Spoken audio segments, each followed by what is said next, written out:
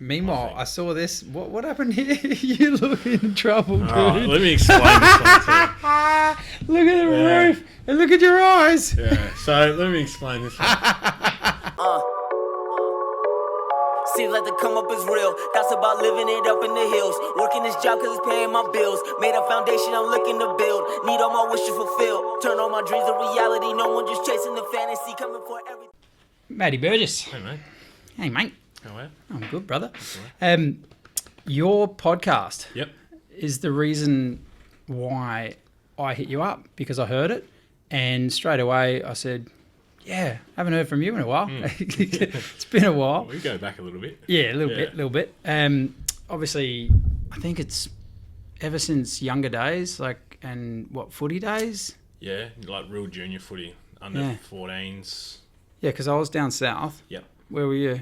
I played at Happy Valley. Yeah. That's right. You're Richo and the boys. Porties. Yep. Richo, yes. Shout out, Richo. Yep. His dad's a legend, by the way. I was at Port Noarlunga, and then I made the switch to Noarlunga. That's right. Yeah. Which was a big switch. But how'd that go down? It was interesting. Did you lose any mates? Possibly. Yeah, possibly. Because that's just down south, that is, what is it, Port Noarlunga to Noarlunga. I'm glad I went that way. Yeah. Not Noarlunga to Port Noarlunga. Noarlunga have they're renowned, man. Yeah. They're a renowned club for being strongman and you don't leave them. Hard hitting. Yeah. Yeah, you don't leave, you just quit. Maybe take it up a few years later somewhere else, coaching. In a different league. Yeah, go to Great Southern or go to country, get paid a bit more or something. But I remember Noarlunga, I've talked about it before, but heavy. And glad you play with them, but even in a trial game, internal trial. Yeah. And I had one of the boys of the B grade or something throw an elbow at me as I've gone for the ball. And I just came over, own teammate. Yeah. And he's just, I'm like, wow, you're mental. Yeah. So you grew up down south? Yep, always been down south. Yeah. Lived in Woodcroft pretty much my whole life. And then, I went to Happy Valley Primary. Yeah. And I was actually, living in Happy Valley at the time. Then Mum and Dad moved to Woodcroft. And then I still went to Happy Valley Primary School. And then high school came around. And they wanted to stick me... Well, Dad wanted me to go to Sacred Heart because he was a boarder at Sacred Heart. Mum wanted it reasonably close, so like Ranella East, that sort of area. But all my mates went to the hub. So I went to the hub. Yeah. I got my way.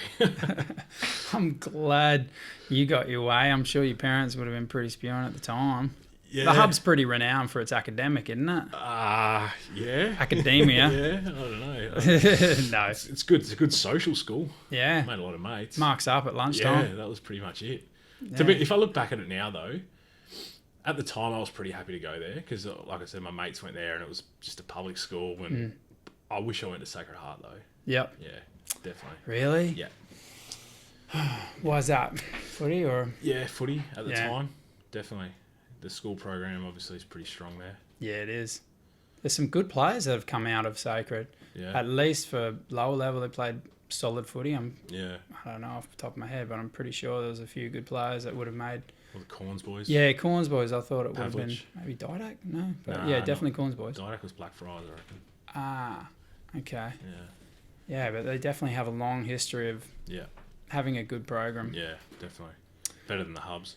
Yeah, nah. Well, mate, I went to Seaford. Shout out 5169 for life. Spaz crew. That would have been like original Seaford days, 1999. Yeah. Best year of my life. Under 14's grand final. Oh, that was the best. And I was... that's what... Yeah, I'll pull it up now. But it gets me thinking that...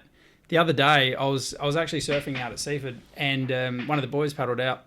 He's like, "Rubes," I'm like, "G'day, mate." Like, and he's like, "Rose, come on." "Oh yeah. How are you, mate? Good to see you." And then he's like, "What's it been?" I'm like, "I'm 34 now. My math ain't great, but we're about 14, I reckon. 20 years." I'm at an age where I can say, oh yeah, man, it was just 20 years ago. Yeah. Man, that's scary as and shit. we were teenagers. Yeah. 20 years. It's And I scary. saw you post that the other day. It was in regards to a movie that I really enjoyed as well. And it was The Mighty Ducks. Mate, best, in my opinion, Get fucked. This was 25 years ago. Ha ha ha. in my opinion, it's if the you're best listening trilogy only. ever made. Yeah. Great. Yeah. Yeah. I mean, awesome. So good. I used to want to play for them so bad when I was a kid. Ducks. Yeah. Ducks. I just wanted to be Ducks, part of their setup. Ducks. Part of the Go organisation. Oh, it was a great movie. Yeah. That was Charlie Sheen's brother, yeah? Yeah, Emilio Was the- Estevez. yeah, Emilio. Yeah. He Emilio! didn't carry the Sheen name. Nah. Smart.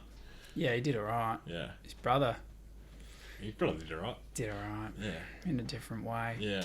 He was in Yeah. Major League. Another one of my favourite movies. Yeah, the baseball one. Yeah. Yeah. Yep. I remember. Yeah, amongst others. Yeah. Yeah, for sure. Well, hey, did because how old are you? 34. So did you play in that grand final Which one? under 14s? Happy Valley, Port Noarlunga. No. Okay, No. we could have reminisced. I I would have been. Man, that was 20 years ago. The only flag I played in at Happy Valley was an under 16s one. Yeah, The year well- after we beat Brighton. Yeah. It was the strangest game because it was remember when the grand final got taken away from Port Noarlunga? Yes. So it was the first year that it was at Christie's Beach, Yeah. and I played in that Yahoo. one. Yeah. And we played Brighton. We kicked 4 goals to nothing in the first quarter, Yep. and then we didn't kick another goal for the rest of the game. We won by 5 And points. still won. Still won. Yeah. Wow. It's pretty windy. Yeah, that would have been a weird Bice Oval, yeah? Yeah.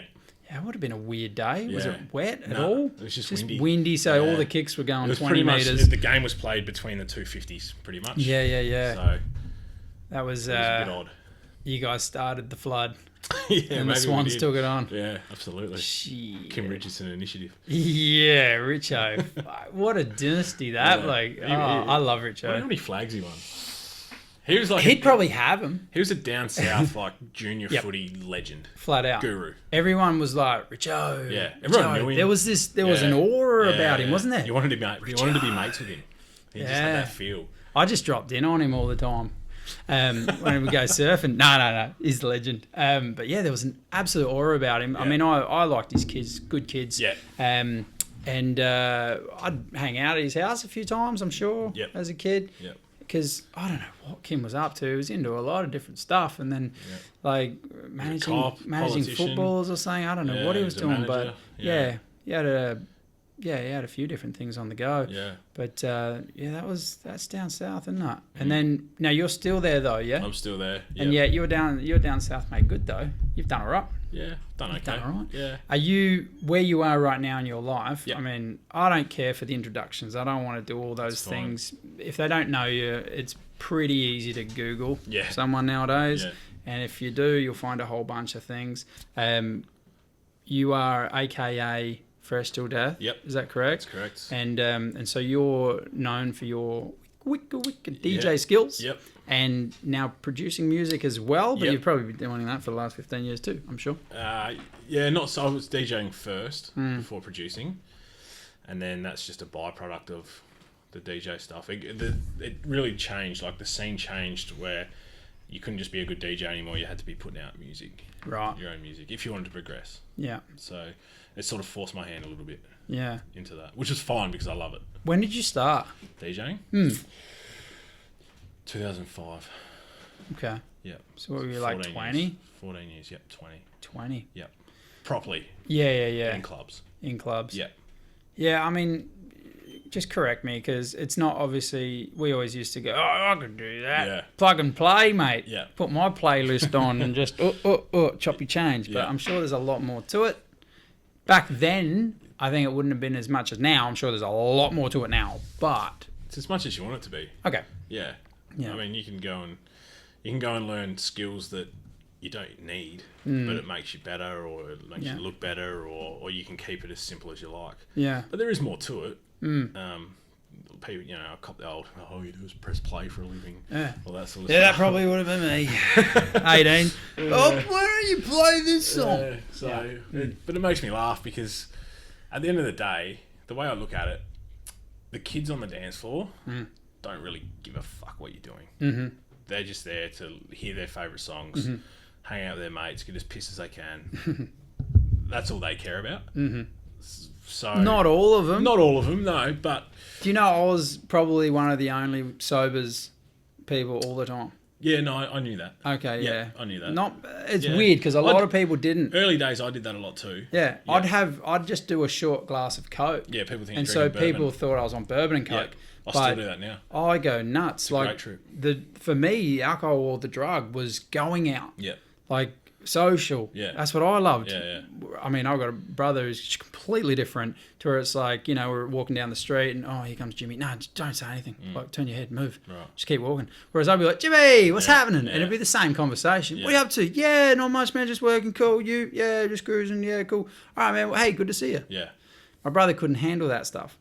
Now in my older age, I'm a little bit more like, I can't be bothered doing that too. But at the time when I was younger, that was the fun thing. I'd be out every night. Yeah.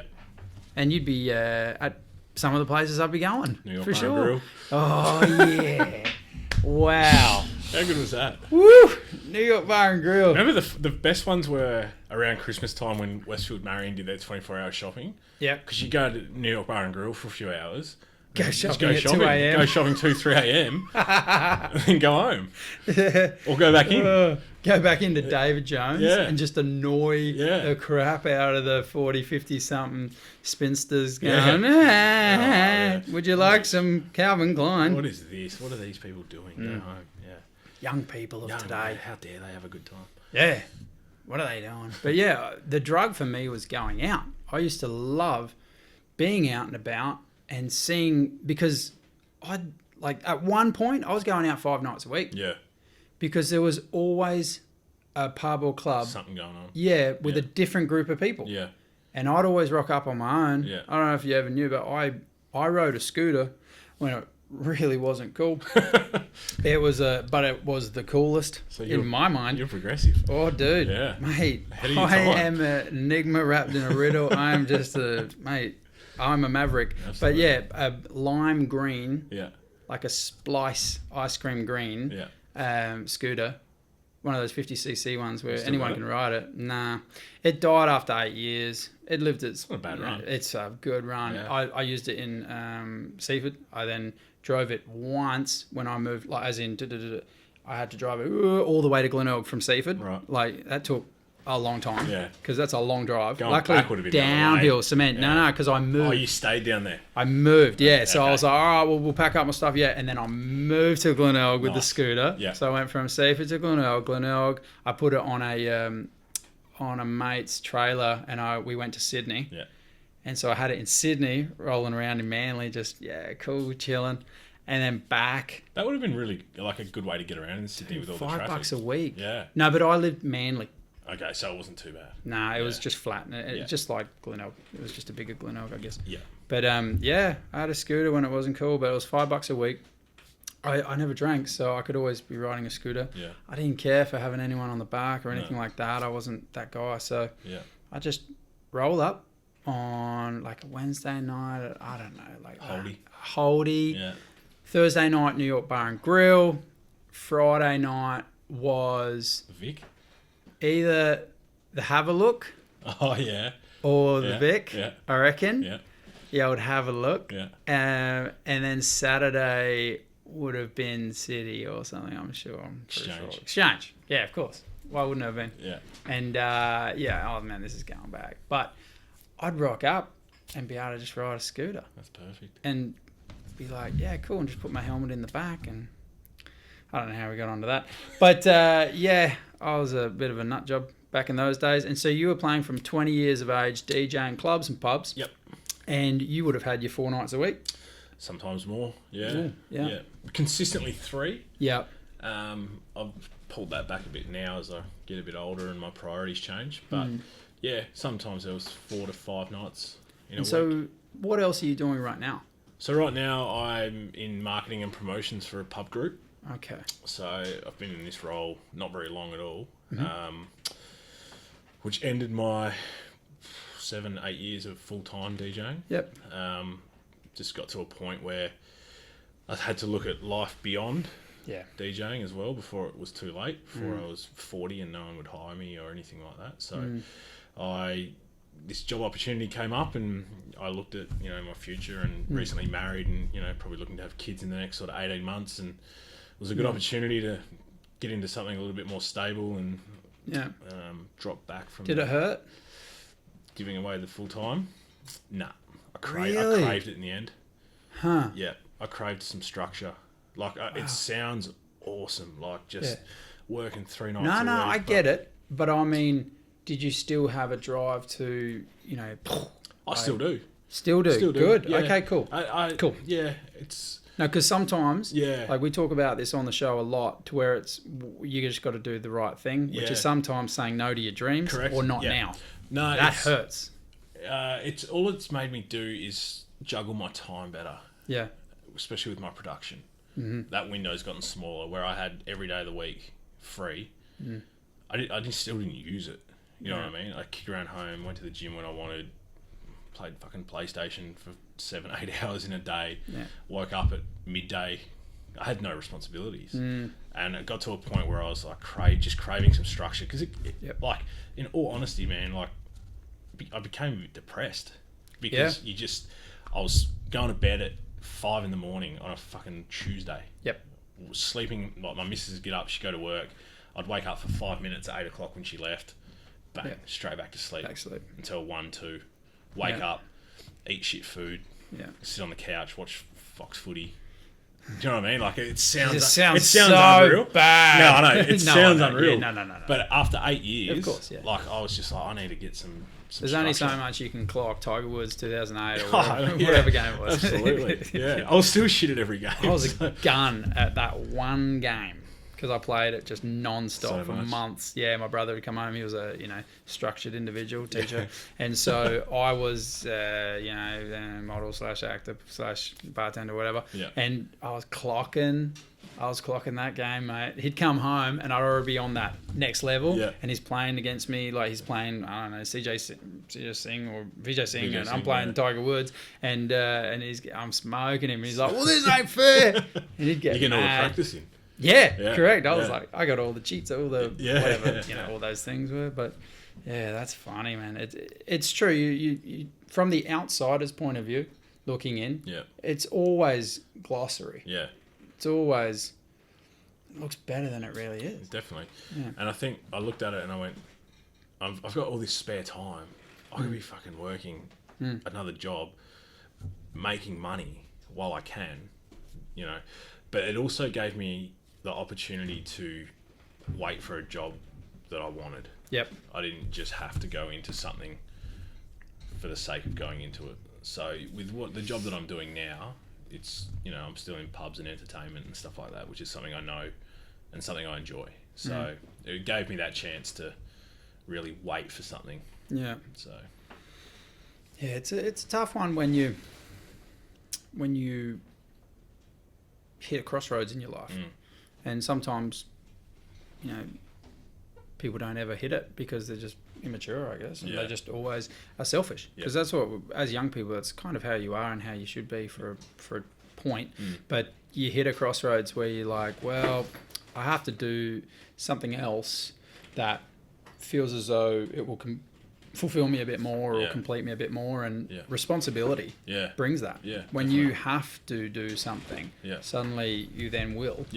And it just, if you want to grow, it's tough. It's hard. Go to the gym if you want to put on muscle, pick up something heavy. Like can't just open the door. You gotta do the hard yards.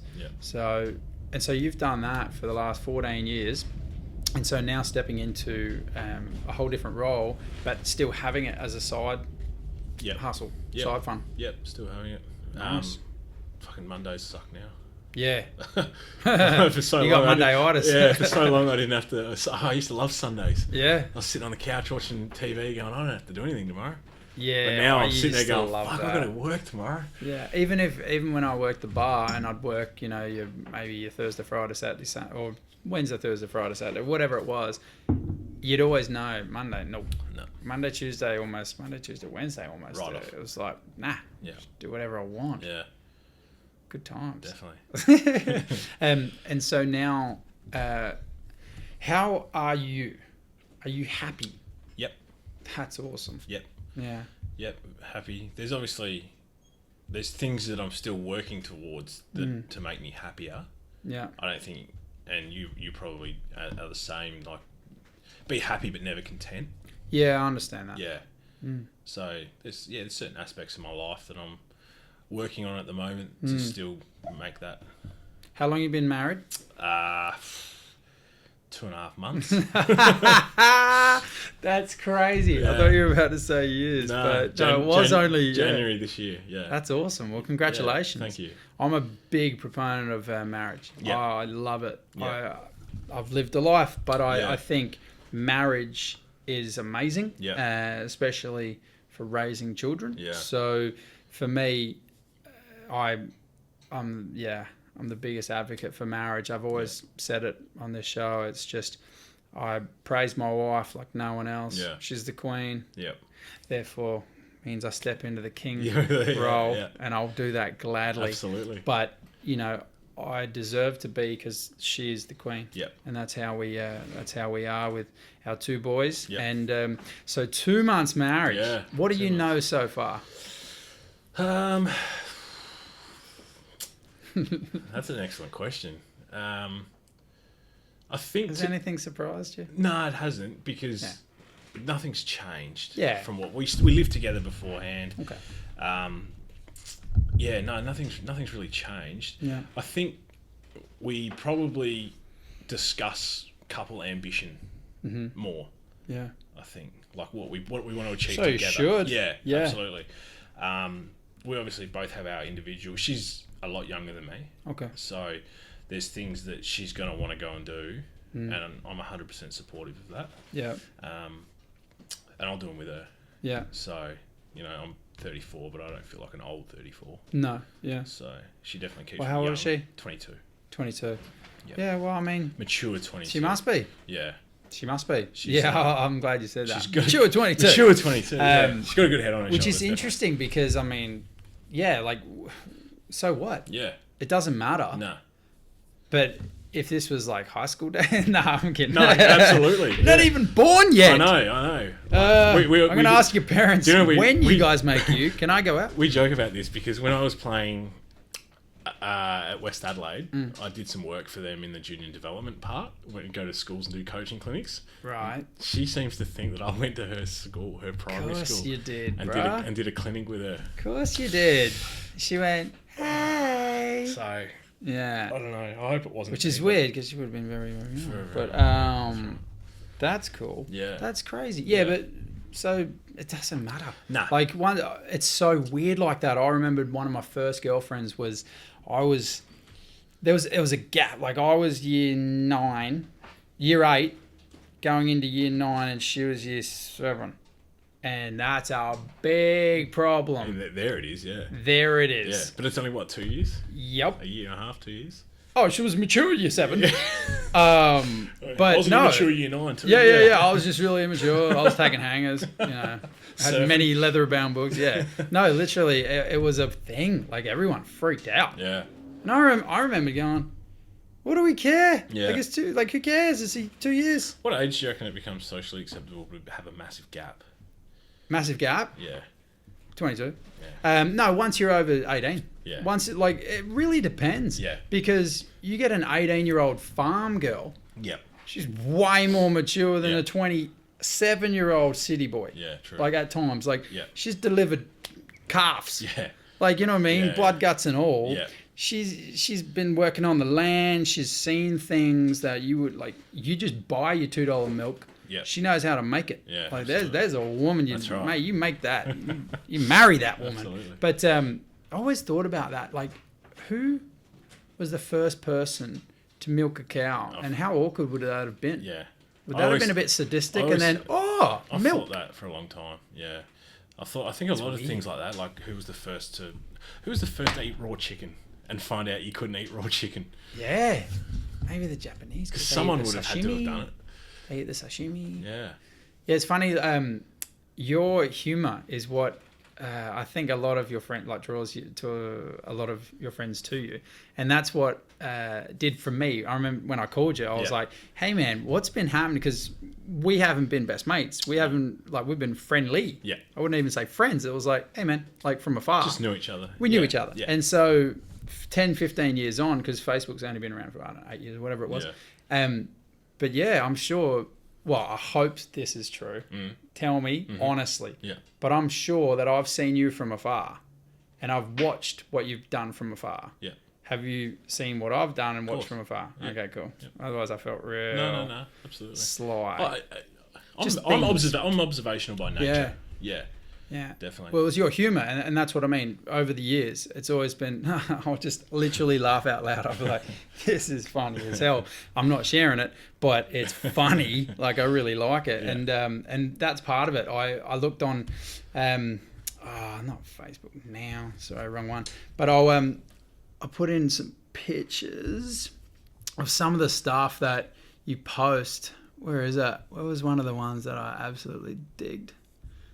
Maybe it's further up. Where was it? It was hilarious. No, I'll go to that in a minute.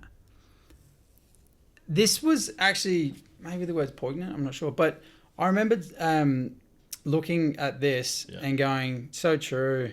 Yeah. So true. So if you're just listening, it's a post that Matty made. And it says, footy was so much better to watch in the mid-90s. And if you look at the date of that, 4th of November... Yeah, it was obviously 2018. It was obviously out of footy season, and Fox Footy were just showing all their old classics. Games. Yeah, so I would have been sitting on the couch watching it, going, "This is so much better to watch now." Yeah, well, my love for footy really changed after I did had surgery on both knees. Yeah. But and then you do a heartstring, and you just get over it. Hard. Yeah, because you're like, well, maybe I'll make AFL, maybe I'll try, maybe no, you won't, mate. And leading into your podcast as well. I love the name for that. That's just perfect. But with the with playing, trying to make it work for footy in the 90s was awesome, and learning and watching. Yeah.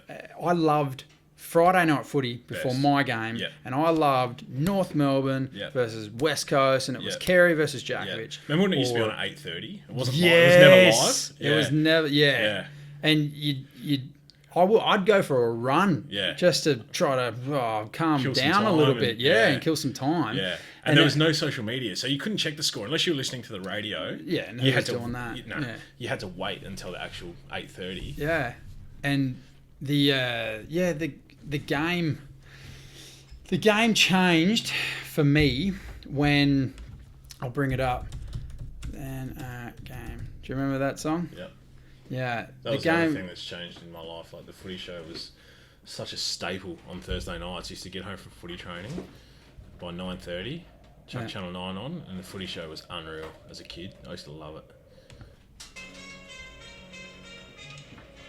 it. Yeah. Is this like theatrical or what? Yes! It was the best. I put it right on the spot. I was so excited, man. See Eddie come out like rubbing his hands. Kick the walls. Yeah. Yeah.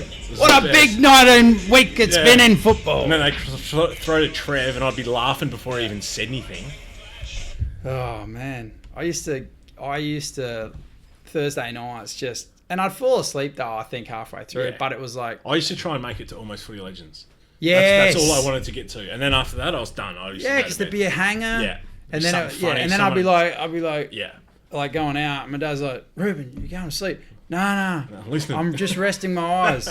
Did you ever use that one? All the time. I'm just resting my eyes. Yeah, no, I'm listening, honey. Yeah, done. But I used to love footy in the 90s. I loved the AFL footy show in the 90s. I think I'm sounding like that older guy that then goes, the new game sucks. But the new game sucks, in my opinion, but there's still amazing talent. Yeah.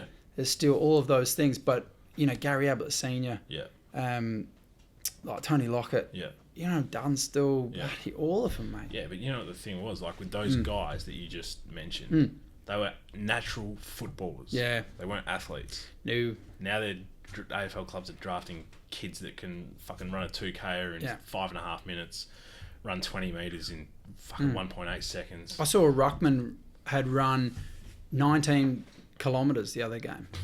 19 Ks for a ruckman. Yeah.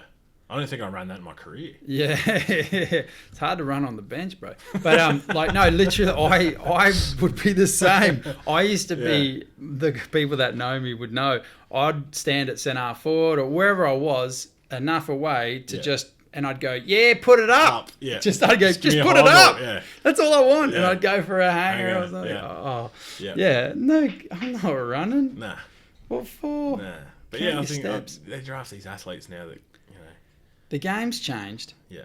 It's okay. Like, I still think there's an amazing talent there because you can still watch, like, Gaza Jr. Oh, yeah. And you can still watch these players. But I've really fallen off. Like, I've really fallen off on it to where I went into a whole different world with all my stuff, with the creatives and artistry and that. I just fell right off football, lived in London, all the other stuff. So I just fell away from the game, I guess, and gave the love of the game up. Like, Friday night footy. Yeah. I'd be in front of the telly with the heater on and one of those old school heaters you could burn your ass on if you got too close. And did once. Those coil ones? Yeah. And basically, I'd be... I used to take my football very, very, very, very seriously. Yeah. I take anything I do really quite seriously. Relationships, everything. So I took laces out of my boots and polished my boots because my dad said, well, if you want to do something, you may as well do it right. Yeah. Or do it whole hog.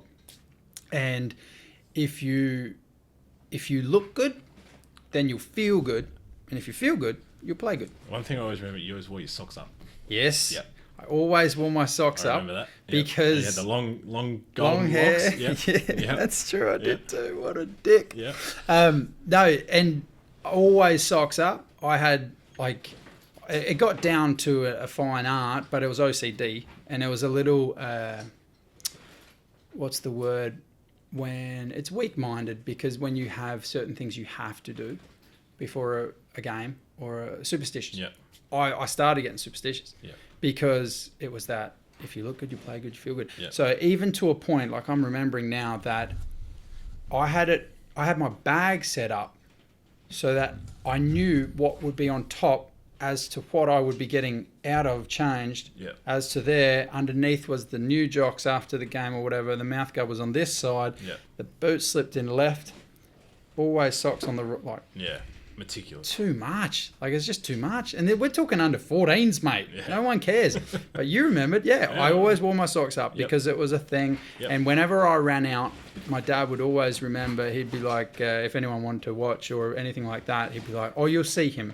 You'll know it's Ruben. Yeah. And it's because when I ran out, to warm up fully, I used to take a few leaps. Yeah. Do a few big jumps, and he'd be like, there he is. Yep. Like, that was just my pre-warm-up, and then suddenly that was my thing. Yeah. And but yeah, I always used to have socks. Did you ever have anything like that Friday night before the game? Nah, mine was just, I used to eat a bag of snakes alive. What? Yeah. That's terrible. Yeah, I know. Why would you do that? I don't know. That's awesome. Yeah. Well, yeah, all right. Yeah. So that was my thing. I used to sit there, watch the footy. Yep. No, I was very... I was very lazy when it came to my match day stuff. Yeah. I'd quite often pack my bag 10 minutes before I left to go to the game. Fail to prepare. Yeah. But you know what, though? You played for Valleys. You guys didn't fail much. No, we didn't. You guys were strong, so you Yeah. could have packed your bags 5 Yeah. minutes before it. So yeah, that was probably... Yeah, I didn't really have any superstitions as such. I remember Happy Valley, the running game. Happy Valley used to run the ball really, really well. Yeah. Always used to remember that. I know it's a long time ago, but it was always just run, play on, just get in front of them, get a man ahead. Yeah. And they did it really, really well. We had some unreal talent though, like for Huge juniors, like talent junior for juniors. kids. Yeah. Huge. Eagles. Yeah. You had a lot of boys. Yep. Hutto, Brett Hudson. Yep. He was a freak. Yeah, I remember. Yeah, freaky. I remember playing because we weren't meant to beat Valley in the 14 grand final because we'd played them at Bice Oval in the semi-final one, like to go straight into the grand, is it? Semi-2. Yeah. And they whooped us by 5 goals, and so they went in. Yeah. And we then had to play Ranella or someone, and we beat them by 3 or 4 goals into the grandy. Sweet. nothing to lose because we thought, and we were close, and then we got it. Got it. Yeah, got a couple in the end, and oh mate, you always get better as you get older. But I had a lot of fun when I was in 14. Absolutely. I was a different cat. I used to take it so serious. I'd cry if we lost. Yeah. Like I was mad. Yeah. I was mad. So you had like competitive drive then. Dude. Yeah. Understatement. Like understatement, mate. I was white line fever. Like, 100%. I would have done anything. Like, which is so not a bad bad. thing. It's not a bad thing. It's If you can channel could be a it. coach's dream, could be a coach's nightmare, but generally coaches knew what to do there. But again, I blossomed very, very much in that level. Yeah. And then going up against bigger bodied, I've always said I was a mental midget. Yeah. To where I never felt adequate against men's bodies until I was like really like in my late teens. Yeah. Whereas, I've talked about on the show, my brother was a phenomenal footballer. Yeah. And he played under 19s at 12. Right. That's just ridiculous. Yeah. Like an under 19s in the 90s. Yeah. It Yeah. was a whole different ballgame. Yeah. Like that was That's country men. boys. Yeah. 6'2" and just 90 kilo boys. And he'd be 5'8" and just zoom, That was just run great. around and super skilled and you always get better as you get older. A lot of those boys I've lost contact with, but through all of what you've done in with your career with DJing and things, have you stayed in contact with all your lads and stuff like that? Not many. Nah. Not because I didn't want to. I think just obviously when you're younger, you all have the common interest is footy. Yeah. But then obviously as you get older, you work, so you make friends at work. You go to a different footy club. You take up different hobbies, and you branch out. Like when you're younger, your network of people is so small. It's true. That you think that these blokes are going to be in your life forever, and then there's ones that still are because you just click with them as a person, and then there's other ones that you just go, well, they were probably just there because we were there together. It's funny because then as you do your DJing and you do all over Adelaide, like All over Adelaide, Yeah. a lot of interstate stuff too. So Yeah? yeah. wow, did that start early? How do you progress in the world of DJing? Is it clicky? Yep, very much so. I wish kids ask me that now that are trying to crack it, and there's no answer. No. I really wish there was. It's just have a really good attitude. There's kids now coming through that have done nothing, that peacock themselves around like they fucking own the joint, and it's not getting them anywhere. No. It's not going to, and not just in DJing, but if they do that in life, Yep. they're going to end up very, very lonely. Yeah, agreed. So my biggest thing that I tell the young dudes coming through and girls is just have a really good attitude, be nice to everyone, support the venue that you want to play at, and just work hard. Yep. And don't talk about yourself. Just do it. Just do it. Nike. Yeah, pretty much. Just do it. Yeah. So that's the best way to go about it. Production wise, there's you can sit here and write a fucking #1 hit song around the world. Some of the best songs ever written at the moment are done on laptops. Yep. You don't need this big fancy studio. So production stuff is so accessible. Yep. There's tutorials on YouTube. There's DJing tutorials on YouTube. So, to set yourself apart, because it is such a saturated market right now. Yeah. Industry. So it does come down to just being a good person, Yeah. I think. Yeah, I think that works in everything you do. I Yep. think if you can just love what you do, it's going to come off. It's going to come out there. I have a real problem with people that overestimate their importance level Yeah. in anything. I think we're very similar. In anything. Yeah. I go, when I got to London, I was like, maybe I'll see the Queen. I know it's stupid, but I was like, well, she sits down to take a shit. Come That's on, right. man, so do I. Breathes Like, the what's same so good air about as you? us. Yeah. Exactly. But you go over there and you realise it's classist. Yes. There's a bit different thing over there. But it's the same thing here. the people that I've met in my life, like the top of the top, the cream of the crop, have been so good. Yep. So down to earth. Yep. So natural and fun. And It's no coincidence that they're where they are. Correct. Yeah. I think so. Yeah. Like it's always the saying, the harder you work, the luckier you get. And just be nice on the way up, because you don't know who you meet on the way back. And so the people I've met have just been super, super nice. Yeah. Top of the, like, I've met like Oscar winning actors. I've met people that, Hans Zimmer. Yeah. Music guru. Guru. The guru. Freak. I didn't care. I was like, oh, hey, dude. Legend of a bloke. I was waitering. That's the other thing. Like, treating them as humans. Yeah, as they well. love it. They love it. Yeah, it's not like, connecting with, hey, man. Yeah. Can I get a photo? Yeah. Oh. Connecting with them as an individual, not as like fuck, you're famous as, like, you know what I mean? Like, I was just watching the Joe Rogan Experience with Kevin Hart today. And he said it best, where he was going to the bathroom at a restaurant, and it was one of those ones where he was like, gotta go. Like, so, he's going to go for the real deal. And a guy, like, just, there's Kevin Hart. So he stopped him. It's Kevin Hart, isn't it? Yeah. And he stopped him, like, before the bathroom. He's like, hey, man, can I get a photo? Like, right. And he's like, I really need to take shit. Can I just do that? And then we're good? And the guy's like, yeah, for sure, man, cool. Yeah. He's like, all right, cool. Goes in, does his business, and opens the door, and the cat was there with his phone already. No, and he's like, did you just, like, am I going to be a meme? Like, have you filmed my feet? I'm taking a shit. Yeah. And you filming me? Yeah. And the guy's like, no, like, but he said the guy was so big, he didn't want to talk about it anyway. So the guy must have been like 5'5", everyone's big, towering over Kevin Hart. But he said it best, that just whatever happened to the hey, just a handshake. How you going? Like, it's all about, I was here with this moment of what? Yeah. You took a photo of him. Yeah. And now, like, people are going to get a hit, and it's that endorphin or. Is that endorphin? Yeah, when your phone lights up. It's almost like people think they've just won up their mates. Something like that.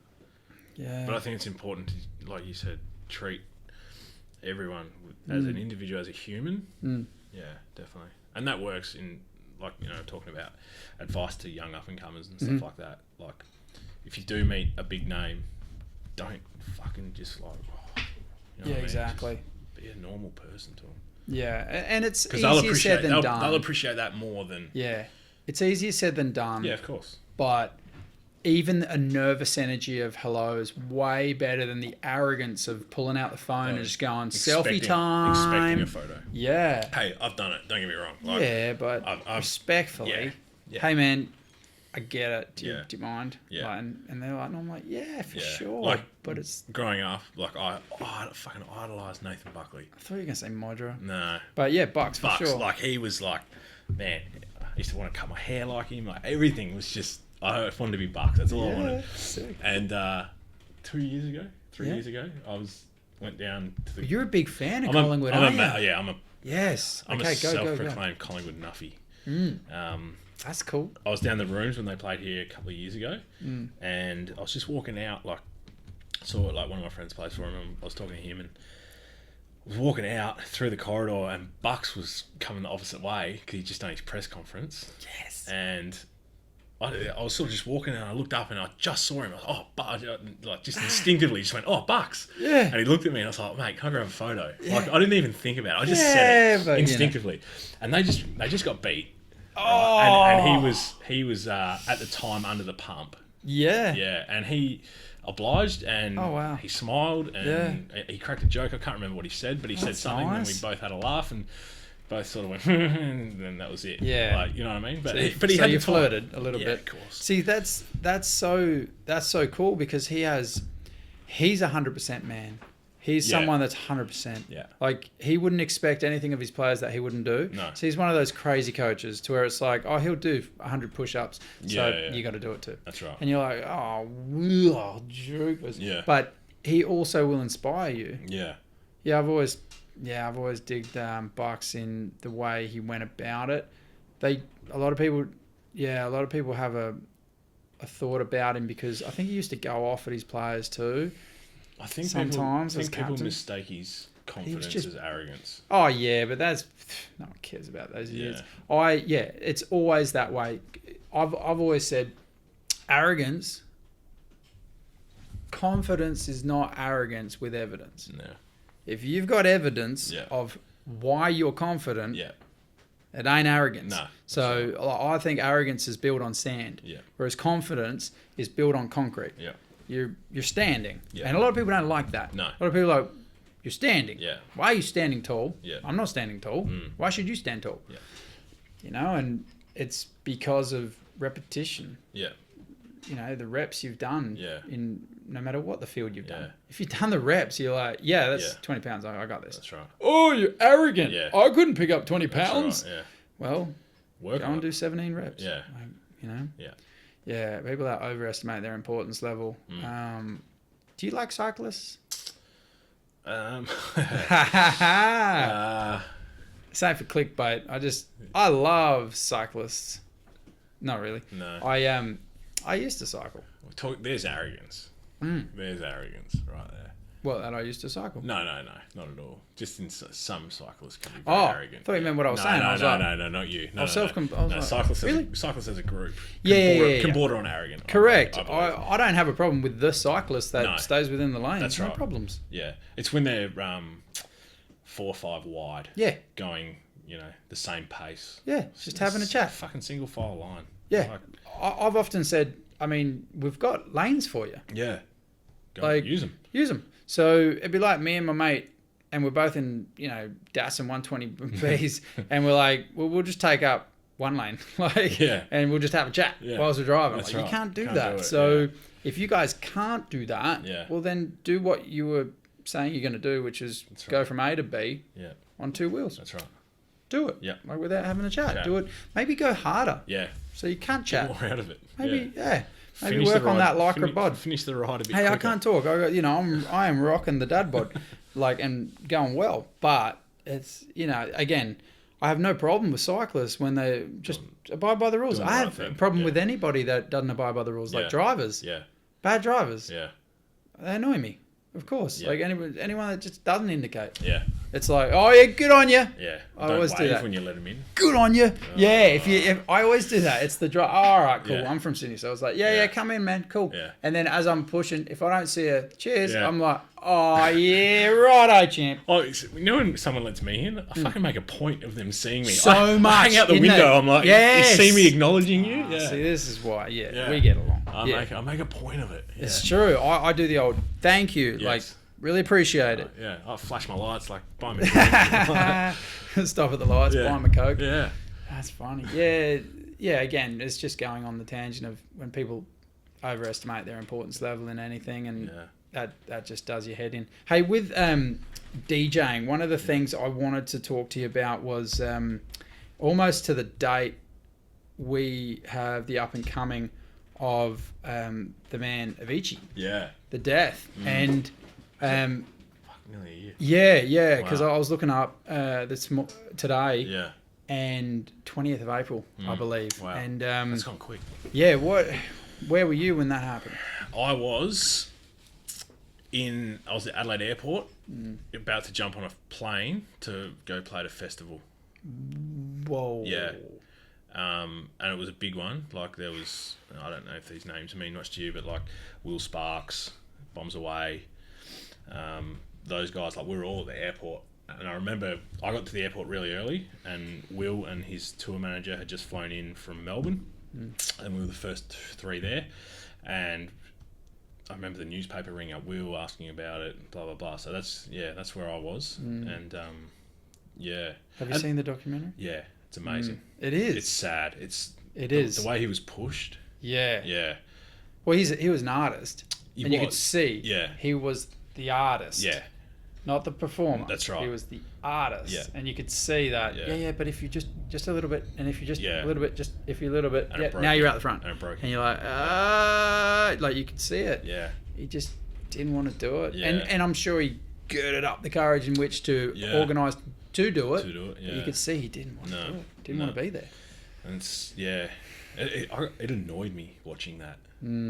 You know what I mean? Because he was, don't get me wrong, he would have been making, his brand would have been making so much fucking money. And his management and his, team would have just been going, this is, Ching, yeah, ching, ching. we're going to, set ourselves up on this. And I don't think they ever thought it would break him to that point. Well, the worst thing about, how did he die? Suicide. Yeah. Okay, so it was, yeah. And I thought it was, I just didn't want to misspeak. Yeah. The worst thing about suicide is generally it's those that don't say they were going to do it. That's right. And so, yeah, no one saw it. what are we to do? Yeah. Like, the ones that cry out for help, Yeah. they ain't never doing it. No. It's always like, and that's why you'll see it on Facebook, and I'm so stressed, Yeah. I'm going to kill myself. They never do. No. They do it every 3 months. They upload, say something. Yeah. But, and I feel for them. I'm not saying I don't. Yeah. But it's the ones that don't say it. Yeah. Like, I mean, not being funny or morbid, but my dad's always said to me, you be careful. Because my personality is the type, I'm 100%. Yeah. So I'm either in or I'm out. Yeah. And I accredit a lot of who I am to my Christian faith. Yep. But I'm 100% in. Yeah. And so, but my dad's always going, you just be careful, son. Because he knows that about me. I just do. I don't talk. I didn't tell anybody about this. I just do. Yeah. Because it's like, I want to do it. So I'm going to do it. It's funny. One of my mates said that to me the other day. He About you? Yeah, it was weird. And because I don't think I'm like that. Me neither. My wife says it all the time that I don't, I'll say, like tonight, I told her about it today. We've been talking about this for a week. And she goes, you didn't fucking tell me about this. Why didn't you tell me about it? And I'm like, well, I don't know, I'm just going to do it. Just gonna do you it. know what I mean? And I played in Melbourne a week and a half ago. And I was with one of my best mates on Saturday night. And I told him, I was like, I was in Melbourne last week. He goes, what? He goes, you don't tell anyone anything. He goes, I don't know what's going on in your life. And I was like, you're like, Mum, I just shut the fuck. I just do stuff. Yeah. You know what I mean? So I get that. I don't need others' opinions in order to build that concrete. Yeah. Underneath my feet. Yeah. I don't.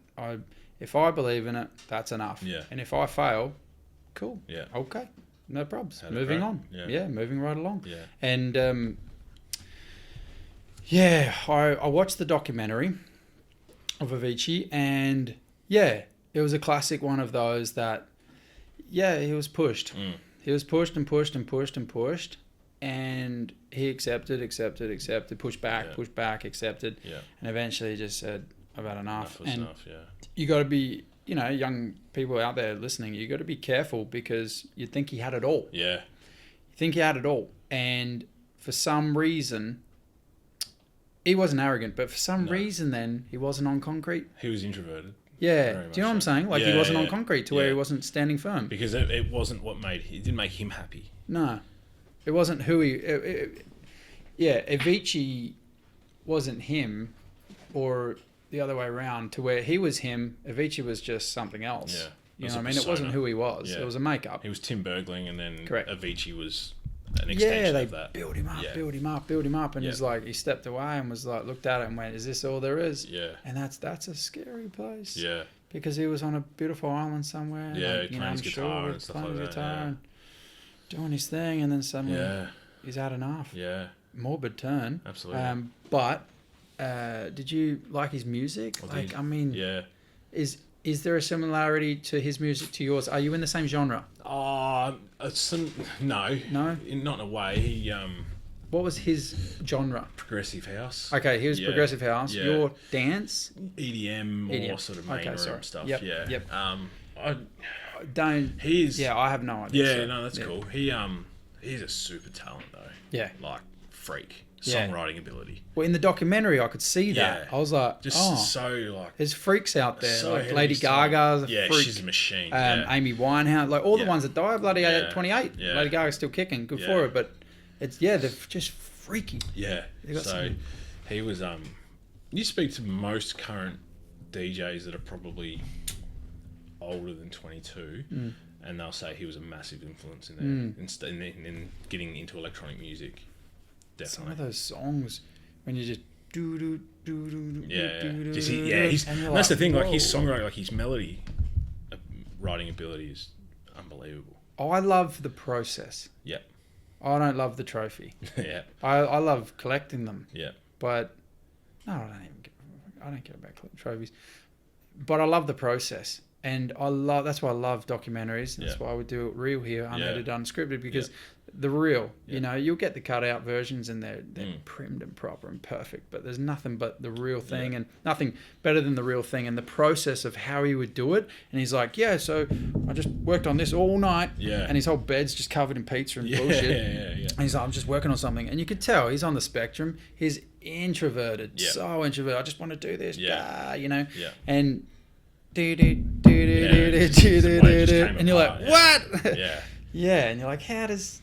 And the best was, some of the best in the game. Were like, he's a freak. That's Tiesto and that sort of stuff. Or long black hair. Steve Aoki. And he's like, he's a freak. And you're like, that's so good. When that recognition from your peers. Go, he's a freak. Absolutely. You know, that'd be like any of the great footballers going, well, there's only one God.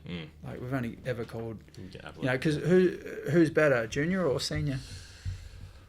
How do you measure that? Yeah, I know. Well, and I say eras. that they've only called ever one footballer God. So I go senior. Yeah. For me, I still think Junior's amazing. Junior's a freak. He's a freak. But until Junior kicks 9 in a losing grand final. Correct. With that flowy hair, he's got to grow it out. So you don't even have hair. So I'm sorry, you can't even do it. But Gary Ablett Senior for me was just he was the freak, mate. Yeah. That mark over Gary Pert, I think it was. You know, I had a picture of that. I'm sure I've got a picture of that somewhere. I'll put it up on the thing. You know the one, but it's literally going up and around. Fell backwards. It kind of landed on him, and he kind of went, please. And they went, absolutely. You can have that. Because mark of the year. Yeah, football in the 90s. Football in the 90s. But the Avicii documentary, you've obviously seen it, and for anyone else, I would advise them to go see it. Definitely. Even if you don't know him or know who he is or know what he's done. Yeah. I can't believe that's not even a year. No. Wow. 20th of April. What was really weird was it's called Avicii True Stories, if you're just listening. Isn't it funny? Did you notice, like, how much his physical appearance changed over time? But he got very, very sick. He got crook, And that's from mind, alcohol, mate. He used to drink. And mind over matter. And so if your mind is really, really sick, like, because you're freaking out and you then cover it up with alcohol, it's going to hit you. It's going to hit your liver and all the rest of it. And then his appendix, I think it was. And, dude, of course. What was it? When he was in hospital and they were trying to push him to do that show? Yeah, they're like, oh, come on, man. Give it a fucking rest. Come on, you can do it. I mean, you're just standing there. Just pushing play. That's what I mean. Come on, man. Stop play DJ. Come on, man. The freakiest thing today was when I was looking it up, because I was like, I want your opinion on it. I then turned to my phone to see what the time is. And that was already on my watch. Wow. And if you're just listening, it's Apple Watch, just looking at levels, the radio edition for Avicii. Dude, and that was freaky, like as in they're listening to us or something. Someone's listening to us. I swear, every... But 20th of April. Wow. Look at that photo. Yeah, that was... Look how gaunt he is. Yeah, that even looks a little bit... Yeah, I was like, I'm just looking it up, you know. Wow. It's freaky. It's not, But who was some of the DJs that you looked up to? Local scene, international scene? I went through different phases, really. Yeah. Hook and Sling. Yes, I've heard of them. Yeah, so they had a song, him. Everyone Pardon says them. Yeah, it's him. Hook and Slim. Mate, just Hook then. Yeah. Who else? Freddie LeGrand. Grand was a big one. Obviously, like I bought heavily into the Skrillex hype when because I grew up like through high school. I love punk and hardcore and stuff like that. Punk. Millencolin? Lagwagon? Went and saw Millencolin the other week at HQ. No, what? They were here? Yeah, they played Penguin... yes! Pennybridge Pioneers, that's what I was trying to say. Yeah, Penguins and... Polar Bears. Yeah, and they played that album from... Yeah, so I went and saw them probably about a month ago with like two of my old high school mates. Like we grew up listening to them. Dude.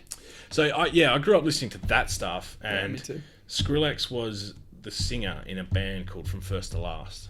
Okay. And Sonny Moore was his name back then. Huh. So, I followed him closely just through listening to him before he was Skrillex. Yeah. So before he was famous and before he got there. yeah. Yeah. So they were probably the main three, I think, that drew drew me in. Who's been the best to play alongside or that you didn't think you'd ever get to and you did?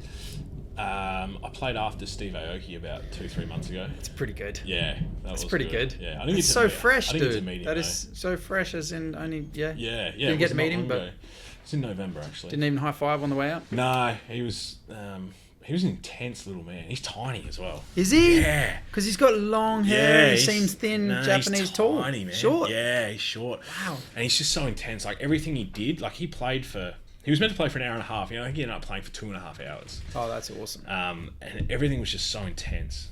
Like Yeah. I would have walked off that stage knackered if I went at his level the whole time. Yeah. So yeah, he was on. He did his thing, and he was straight off.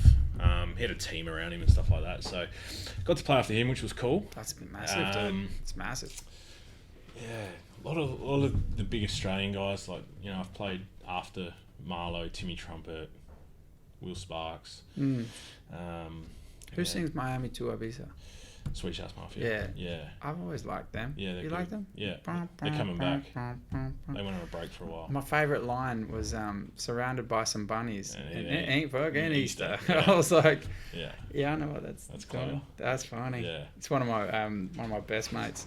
Andrew and I, it's just favourite song, and Yeah. we went, it ain't Easter. Yeah, it's You funny know in exactly little what's bits going like sticking your head like that, and Oh, they become like dude. your thing. Yeah. Well, your music list right now. Yeah. Have you held on to the songs from back in the day as well? Has it just grown or has it just changed?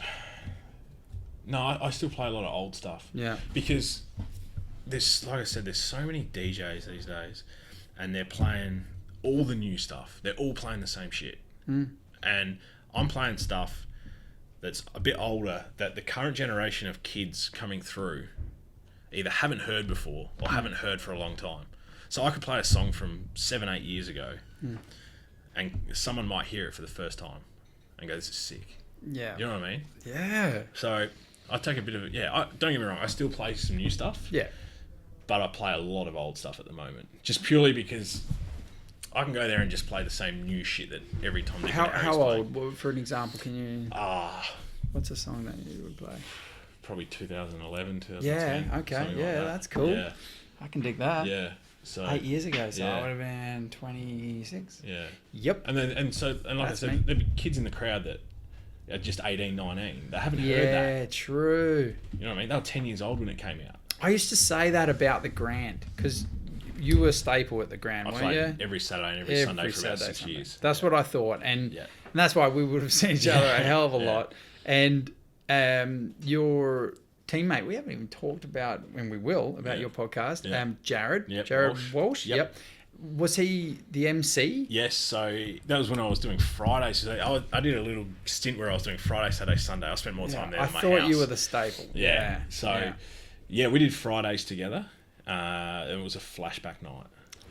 So we used to play retro hits. That was out the front, or grab a granny out the front. out the front. I always love that. Yeah. I love the way that used to. So we did Fridays together for a while, which was good. Yeah. It was good fun.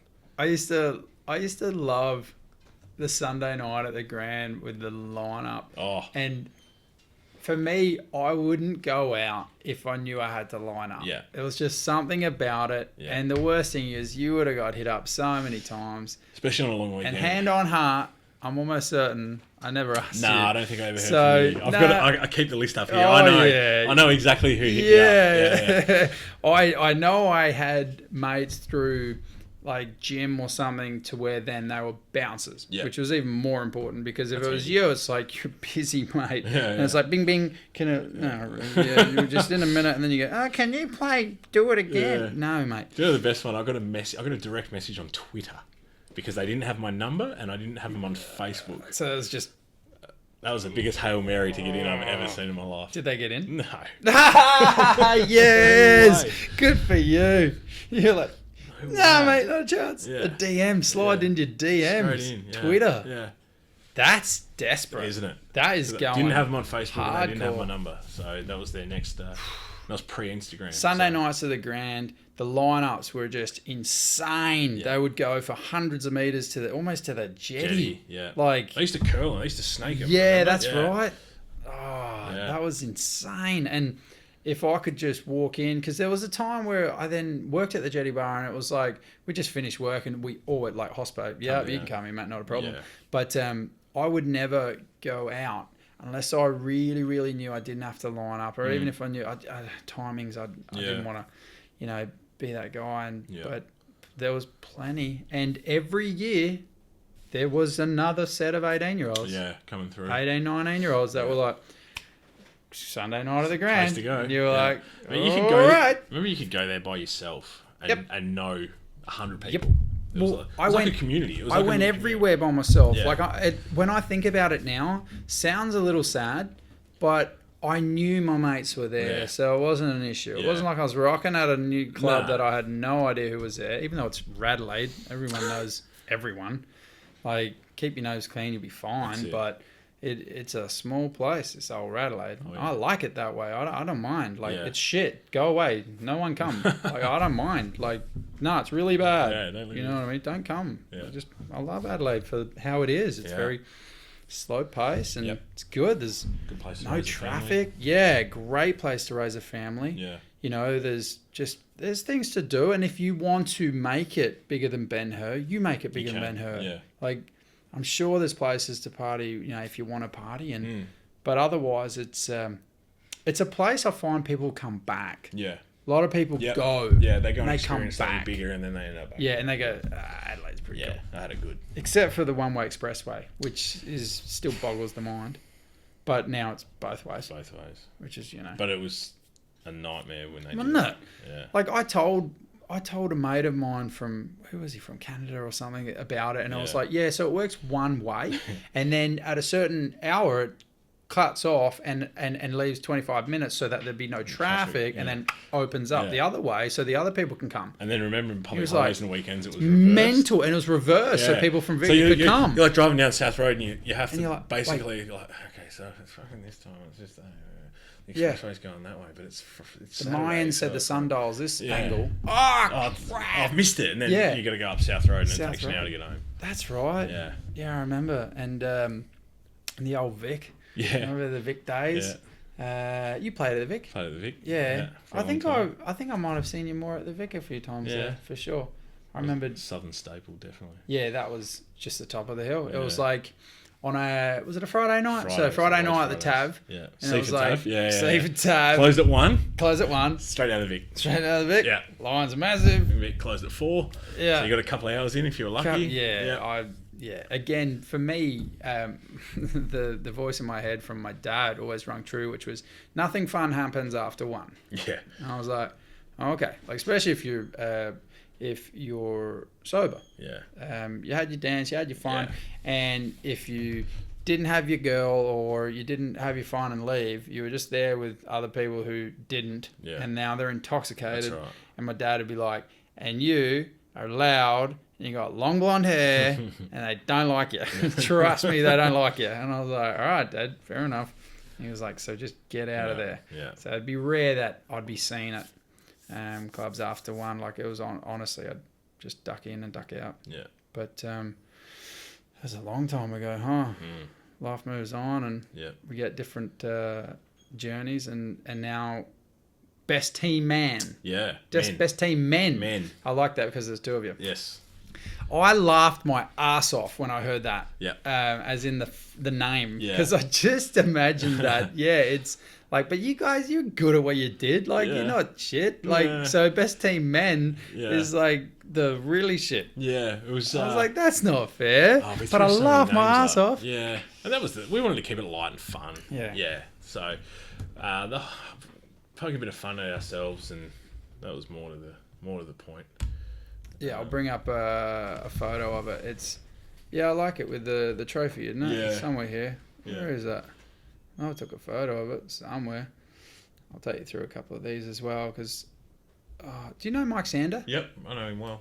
Yep. Yeah. That's his work. Yeah, nice. Always on the back of... There it is. Yeah, so a lighter look at the world of sport. Is that right? Yeah, world of sport. Yep. Yeah, I just obviously listened to your second podcast, and it's good.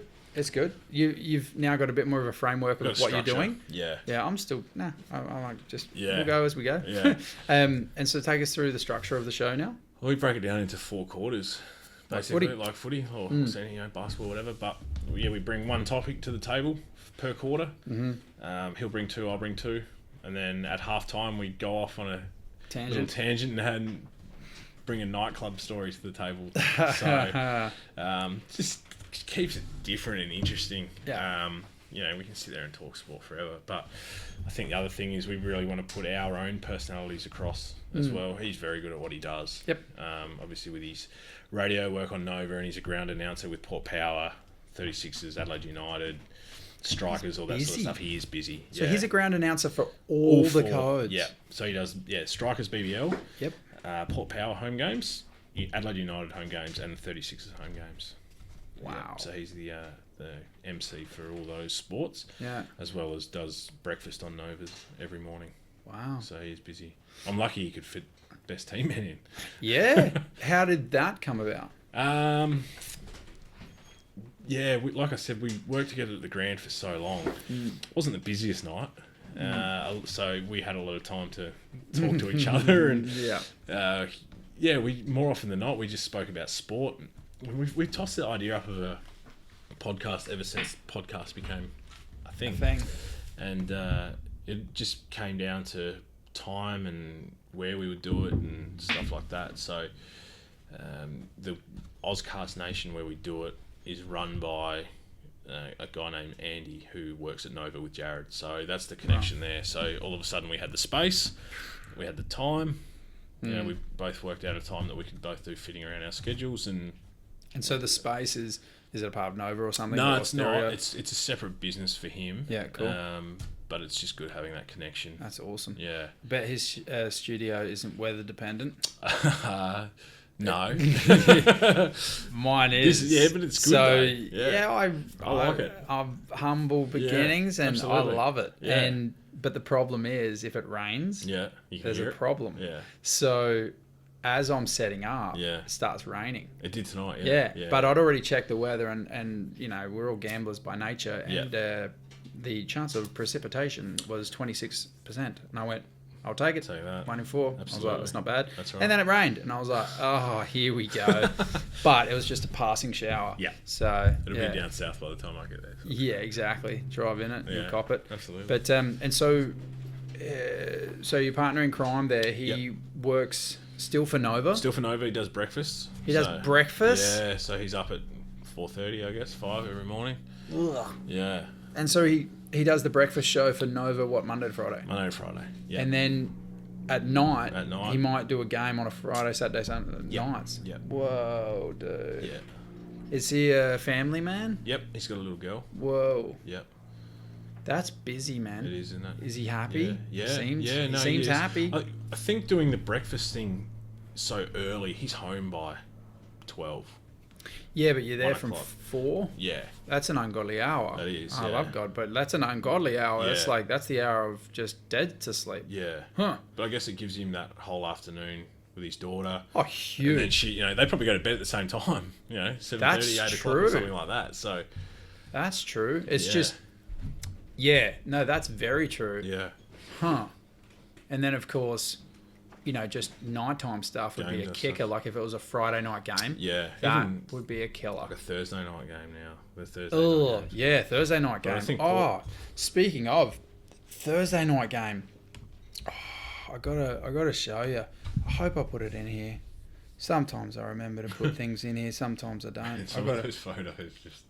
Hey. Some of those photos of me. Yeah. I'm not gonna fully embarrass her at all. No. There's my 2 young ones. But there was a. Did I put it in? So annoying if I didn't.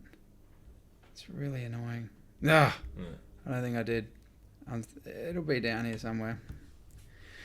But basically, I took my sons. Yeah. I took my son, Leo. Yep. to his first ever AFL game. Yeah. And this was us on the train Yeah. on the way in. What a shot. Yeah, we were going to Adelaide Geelong. Yeah. And I had no expectations. Yeah. I just thought, first game. So this was his first game. His first Yep. game Yep. ever. Yep. And he's 3 and a bit.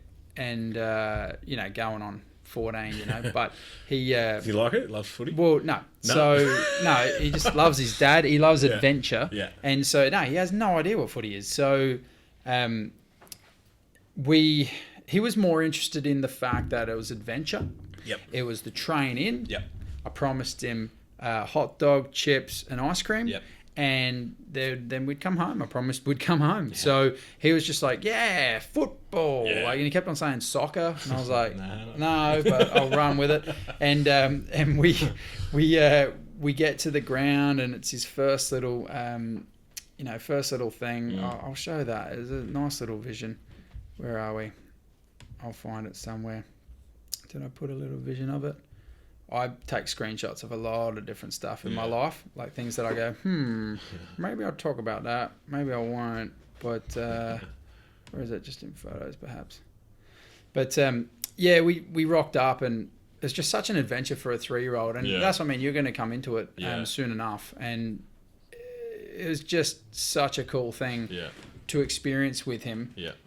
And take him in the ground, and he just looks around and so much colour. Sees, dude! And then 50,000 people or whoever was there at Adelaide Geelong. It's sold out basically. Yeah. And we're just, we found our spot, which is hard enough, but we found our spot, and and then everyone's freaking out over something, and he's just like grabs my hand. Yeah. He's like, are we going to die? And such a new experience, isn't it? Yeah, but his eyes were just opened. He saw the brilliance of Gazza Jr. and Dangerfield running down, kicking 55-metre goal. And so he's a Geelong Adelaide fan cool. Now? Yeah, hey. So he's a Geelong no, fan I'm a good Geelong fan. Yeah. I'm old school Gary Ablett. Yeah. Senior fan. Yeah. A lot people that know me well wouldn't put it past me that I was very much a fan of the individual, not the team. I didn't really care for the team aspect. I loved Carey because he could change a game. Yeah. I loved Gary Senior because he could change a game. Glenn Jakovic just because he was super strong. Like he just, massive, I don't know, he was a massive unit. Modra obviously in his prime. Loved Modra. Surfed with Modra quite a few times. Okay. Rescued his board in Yorks. I'll probably sit down with him at some stage. That'll be fun. That would be good. That'll be a good one. We'll talk surfing and lots of other things as well. But definitely. Rescued his board out at Chinaman Bay down York Peninsula. Right. And because he'd just go out, and it was just like, we were watching, and we'd seen him surf a few times, so we were kind of friendly at that stage. And we were like, don't go out, dude. Like, it's 8 to 10 feet blown out. Like, what are you doing? Yeah. And Chinaman Bay is this weird paddle out reef, solid, like you could get caught. And he got caught. And so his board then, I think his leggy snapped or something. And so I raced down and rescued the board from being washed right into some rocks. Yeah. And he was like, cool, man. Came back up, new leggy, went straight back out. I was like, you're a knob. I was like, what are you doing, dude? No, I was like, dude, you're crazy. He took 5 Mark of the Years. He can do what he wants. Yeah, pretty much. I don't know if it was 5, but he won a few. He probably drove there in one of the cars he won. Well, I'm sure he would have beaten himself a few times on the like that year. Yeah. Like a few of the marks of the year. Yeah. I really want to see this. It will take too long to upload, isn't it? It's just loading. Oh no, we got it. That's cool. Let's see. It's somewhere here. I want to see how I'm brave. Like most people will be like, man, you're brave. Like you might be showing something you don't want to see. I don't care, mate. Like there's nothing nude on there, so I don't care. So this was on the train, and then this was rocking up to the South Gate.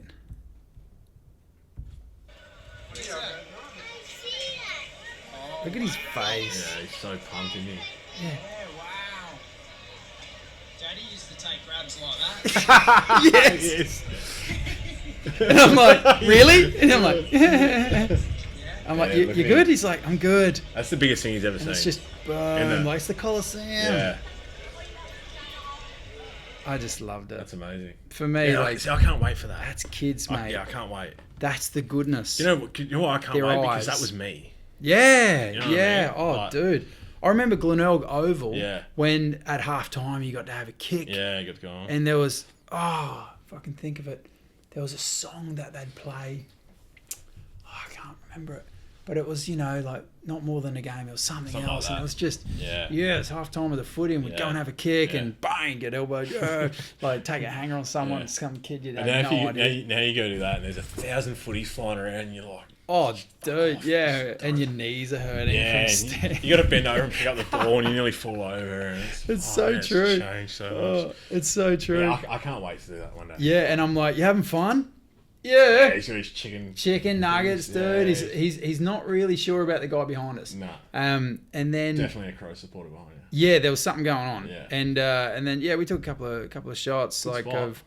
Yeah, it wasn't too bad. Yeah. Like, that doesn't look great, but it wasn't too high. Like Yeah. we're in an okay spot. Yeah, It was not definitely. too bad. Yeah. But it's the best oval in the world. That would have been the the most grass he's seen in like one spot. That would have been the biggest patch of grass Oh, he's ever seen. he was like, "Can I go on?" Yeah. I was like, "Not yet, son. Yeah. Not yet." And if you do, $5,000 fine, and you're not quick enough, I'll do it. Do you reckon they'd let a kid off? Like if a kid just Yeah. on the fence, like Yeah, but don't do it. But Nah, yeah, don't. I reckon they would. And this was him on the way home, literally he's just, hanging in, and dude, Yeah. he's out. yeah, he's hanging in. Yeah. Meanwhile, what's really scary is behind him. Yeah.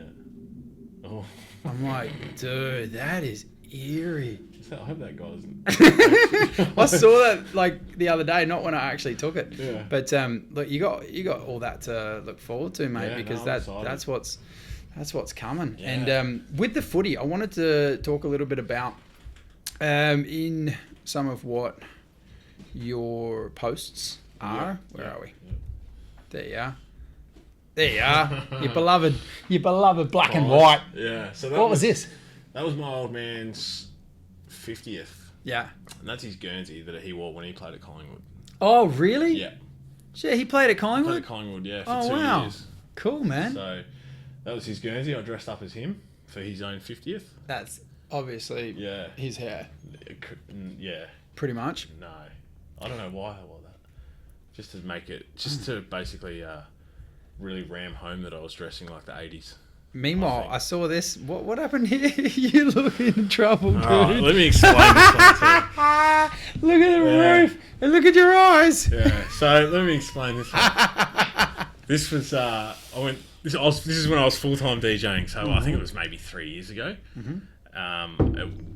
It was actually not, it was March 20 because it came up on my Facebook on this day. So it was 3 years ago, not that long ago. I was laying in bed. It was 2 o'clock in the morning. Again, like I said, I used to go to bed at 5 a.m. Laying in bed, playing PlayStation or something, I don't know, watching Netflix or something. Passing time. And I heard a pop, and my car was on the street, and it sounded like, when you hear a car window break and it sounds like a pop. Yep. So I heard that and I thought, fuck. We live down south, so Yeah, we know we what know that the sounds sound, like. yeah. For- Anyone else? What? Yeah. What are you talking yeah, about? what? You don't have Go a ahead. garage? Go on, Quincy. So I heard the pop and I thought, someone's trying to fucking break in my car here. Well, they have. And I looked outside and I was looking at the car and couldn't see anyone. All the windows looked intact. And I was just sort of like peeking around. And this house was opposite and one over. And I looked and I could see these flames. And then my initial thought was, sneaky buggers are burning something at 2 o'clock in the morning. So Sneaky yeah, buggers. so they're burning something off that they don't want people to, know that they're doing Yep. it. Obviously, that's probably highly illegal to do in your backyard. I could be wrong. Probably. And I kept looking at it, and I thought, that's not shooting up from the ground. That's shooting out from the fucking garage. Oh yeah, right. And I was like, their house is on fire here. So I got up, ran outside, bare feet, and I sort of like, when you see something but you don't believe it, I stood there and I looked at it and I was like, hang on, is this actually happening right now? Like, it is coming out of the roof. Like, I'm 100% right. I'm not going to walk up there and bang on their door and wake them up for a false alarm. Like, this is actually fucking happening right now. Yeah. And so I rang the fire brigade first. Yep. And got them going because they could have taken however long, Yep. And the guy was on the phone to me and he kept me on the phone. Yeah. And he said, all right, like, is there anyone inside? And I said, well, it's 2 o'clock in the morning. Yeah, I reckon there probably is. Yeah. And by this stage, so think double garage connected to the house. I'm standing out the front of it and I'm thinking to myself, I don't know what's in that garage. Like, there could be a gas barbecue, something like that. Yeah. And I was like, I don't know. Paint. Just some sort of explosive. Who knows? And he's like, you got to go up. And I went, yeah, all right. Like, yeah, no. He's like, you got to go in. He goes, you got to. Wow. Yeah. So I ran up the driveway, like hesitantly ran up the driveway. The theme like, song from Baywatch. Yeah. Won't let Yeah. you go. Like, in my head, I'm Yeah. like, Oh yeah. Go, brother. Yeah. So while I'm running up there, I'm looking like. You know when you anticipate something, you're like, something's going to blow up here, like I know it. And I'm just going, ugh. Anyway, started banging on the door. By this stage, it was coming out of the front under the eaves, the house part now. So it's gone through. And I'm banging and there's nothing. Ugh. And I'm like, oh no. I'm banging. Yeah. And then I hear the dad yell, what? Like, he thinks that I've just woken him up. Wow. I said, mate, I go, you got to get out here. I was like, your house is actually on fire. And I would feel bad. Like, I'd feel like that's a way of getting someone. No, but I'd feel like that's a way of getting him out. I know. Yeah, dude, your house is on fire. Yeah, sure it is. Yeah. What do you want? Yeah. I said, and he was like, what? I said, mate, come and have a look. It's that damn flaming poop again. God, a shit, a poop. Yes. And Go then on. he's opened the door, and when he opened the door, it must have created a draft, and smoke just went, and just billowed out the front door to the point where I wouldn't be able to see you. What? And I'm still on the phone to this bloke too, by the way, like he's still here. And the dad's run through, and his wife's come out after, and I knew they had 2 kids. And and it was just like, and she came out. I remember, I'll never forget it. She came out, saw it, straight back in. Like, get the boys. Yeah. Might be time. Yeah, and then by this stage, I think neighbours had heard yelling and knocking, and so a couple came over with their hoses. The father had come out and he hooked up his hose, and you could just see it. By this stage, I was like, oh, my job's done. Yeah. I don't know if that's a selfish thing or not, but I was like, you know what?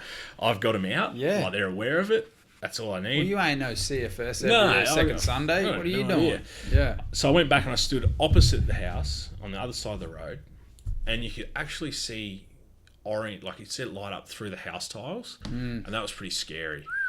And then you just started hearing beams cracking, all this sort of stuff, and within 10 minutes. Well, within a minute of getting them out, you could hear their actual family room roof collapsed. Whoa. Within about a minute and a half of them coming out. Whoa. And their smoke alarms didn't go off. What? By the time I got to them. They didn't have batteries in them for sure. By the time I got to them. There's no way. So I actually beat their smoke alarm. Wow. So yeah, that was, and then... Well, yeah, if they got smoke alarms, I'll be like, mate, what are you banging on my door for? Yeah. And then, it just capitulated from there. And so the story behind that photo was, by the time the fire brigade put it out, police rocked up, I spoke to the police, gave a fire report to the fireys. Got to bed at 6 a.m. It was 4 hours. Wow. Got to bed at 6 a.m. I felt like I just put my head down. Yeah. Bang, bang, bang. 7:42. They come in and have a look. 7 flat. Yeah. Oh. 7 flat. That's what 7 flat is. What it You're like, can I go to sleep? I was so tired, man. And like, so, I had channel 7 and 9 rocked up first. Yeah. At 7 a.m. Oh. And then 10 were like half an hour later. Ladies and gentlemen, is the face of a hero. And do you know what? Like, who hasn't slept? When you watch the actual footage of the news story, so many people were like, oh, what was he doing up at that time? Look at his eyes, blah, blah, blah. And I'm just like, yes, I remember being one of those people. Yeah. But I know you, so it's like, you're probably just not working, but you're still up, of course. So I was on an hour's sleep, had a reasonably, big 4 hours. Reasonable, yeah. Reasonable, and Mick. So that's the story behind that. And then I think one of my mates paused the story. Yeah, it's perfect. A screenshot. Yeah, I'll do another view. Actually, I made it my profile picture as well. So. Yeah, well, I'm pretty sure I took it from your Facebook at some point, but That's you just going, what is going on? Yeah. And so That was the garage. that's the garage roof. And so you ran over here. I ran and up then under that. Bang, and bang, then, bang. No, I was over to the right a bit, which was their front doors about there. Yeah. Okay. Yep. Wow. So, and it started from the car in the garage that had been there for 12 hours, and like something sparked electric. Yeah, right. So the pop I heard was a car window, like it blew out. Okay. Yeah. So I was right. You're It right. just wasn't my car. Secret sound. Yeah, that's right. SOFM, secret sound. If it's ever a glass window, Pop breaking, window. I'm gonna. Mate, anyone from down south. Mate, I know what that is. That's me breaking into a car. That was last week. Jimmy. Oh, that's funny. Yeah. Oh, yeah, I kept... Oh, let's keep going. Let's find something else to... Oh, I did want to talk to you about this because, to be honest, I don't know. Yeah. Let's talk about this. Yep. So, again, anyone just listening, it's Matty's Facebook, a snapshot of... he's commented on the Premier of Queensland, New South Wales, when she's having a news conference about the Mountain Sounds, obviously a music festival that's been cancelled. Yep. And yeah, you've gone, this is how out of touch she is. She thinks festival organisers are just there for a quick buck. Yep. So tell me what that's about. So her name is Gladys. Mm-hmm. Just connects with young people, doesn't it, that name? Yes. And so since she's been the Premier of New South Wales, she has, in long story short, she has made it basically impossible to put on a festival with policing costs, fees, that sort of stuff. Right. And even to the point where, so like that festival mentioned, I think maybe less than a week in, she just hammered them with this new police fee.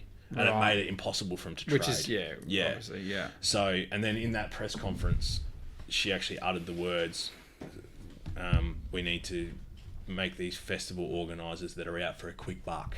Right. And the reason I put that in is I've got a lot of mates that have put on festivals. Yeah, so it hit home for you. They don't make any money. No. And they help you. That's right. They put you up. And yeah, it's like our government at the moment with the lockout. Mm-hmm. I still think that our industry is looked at as a hobby. Yeah.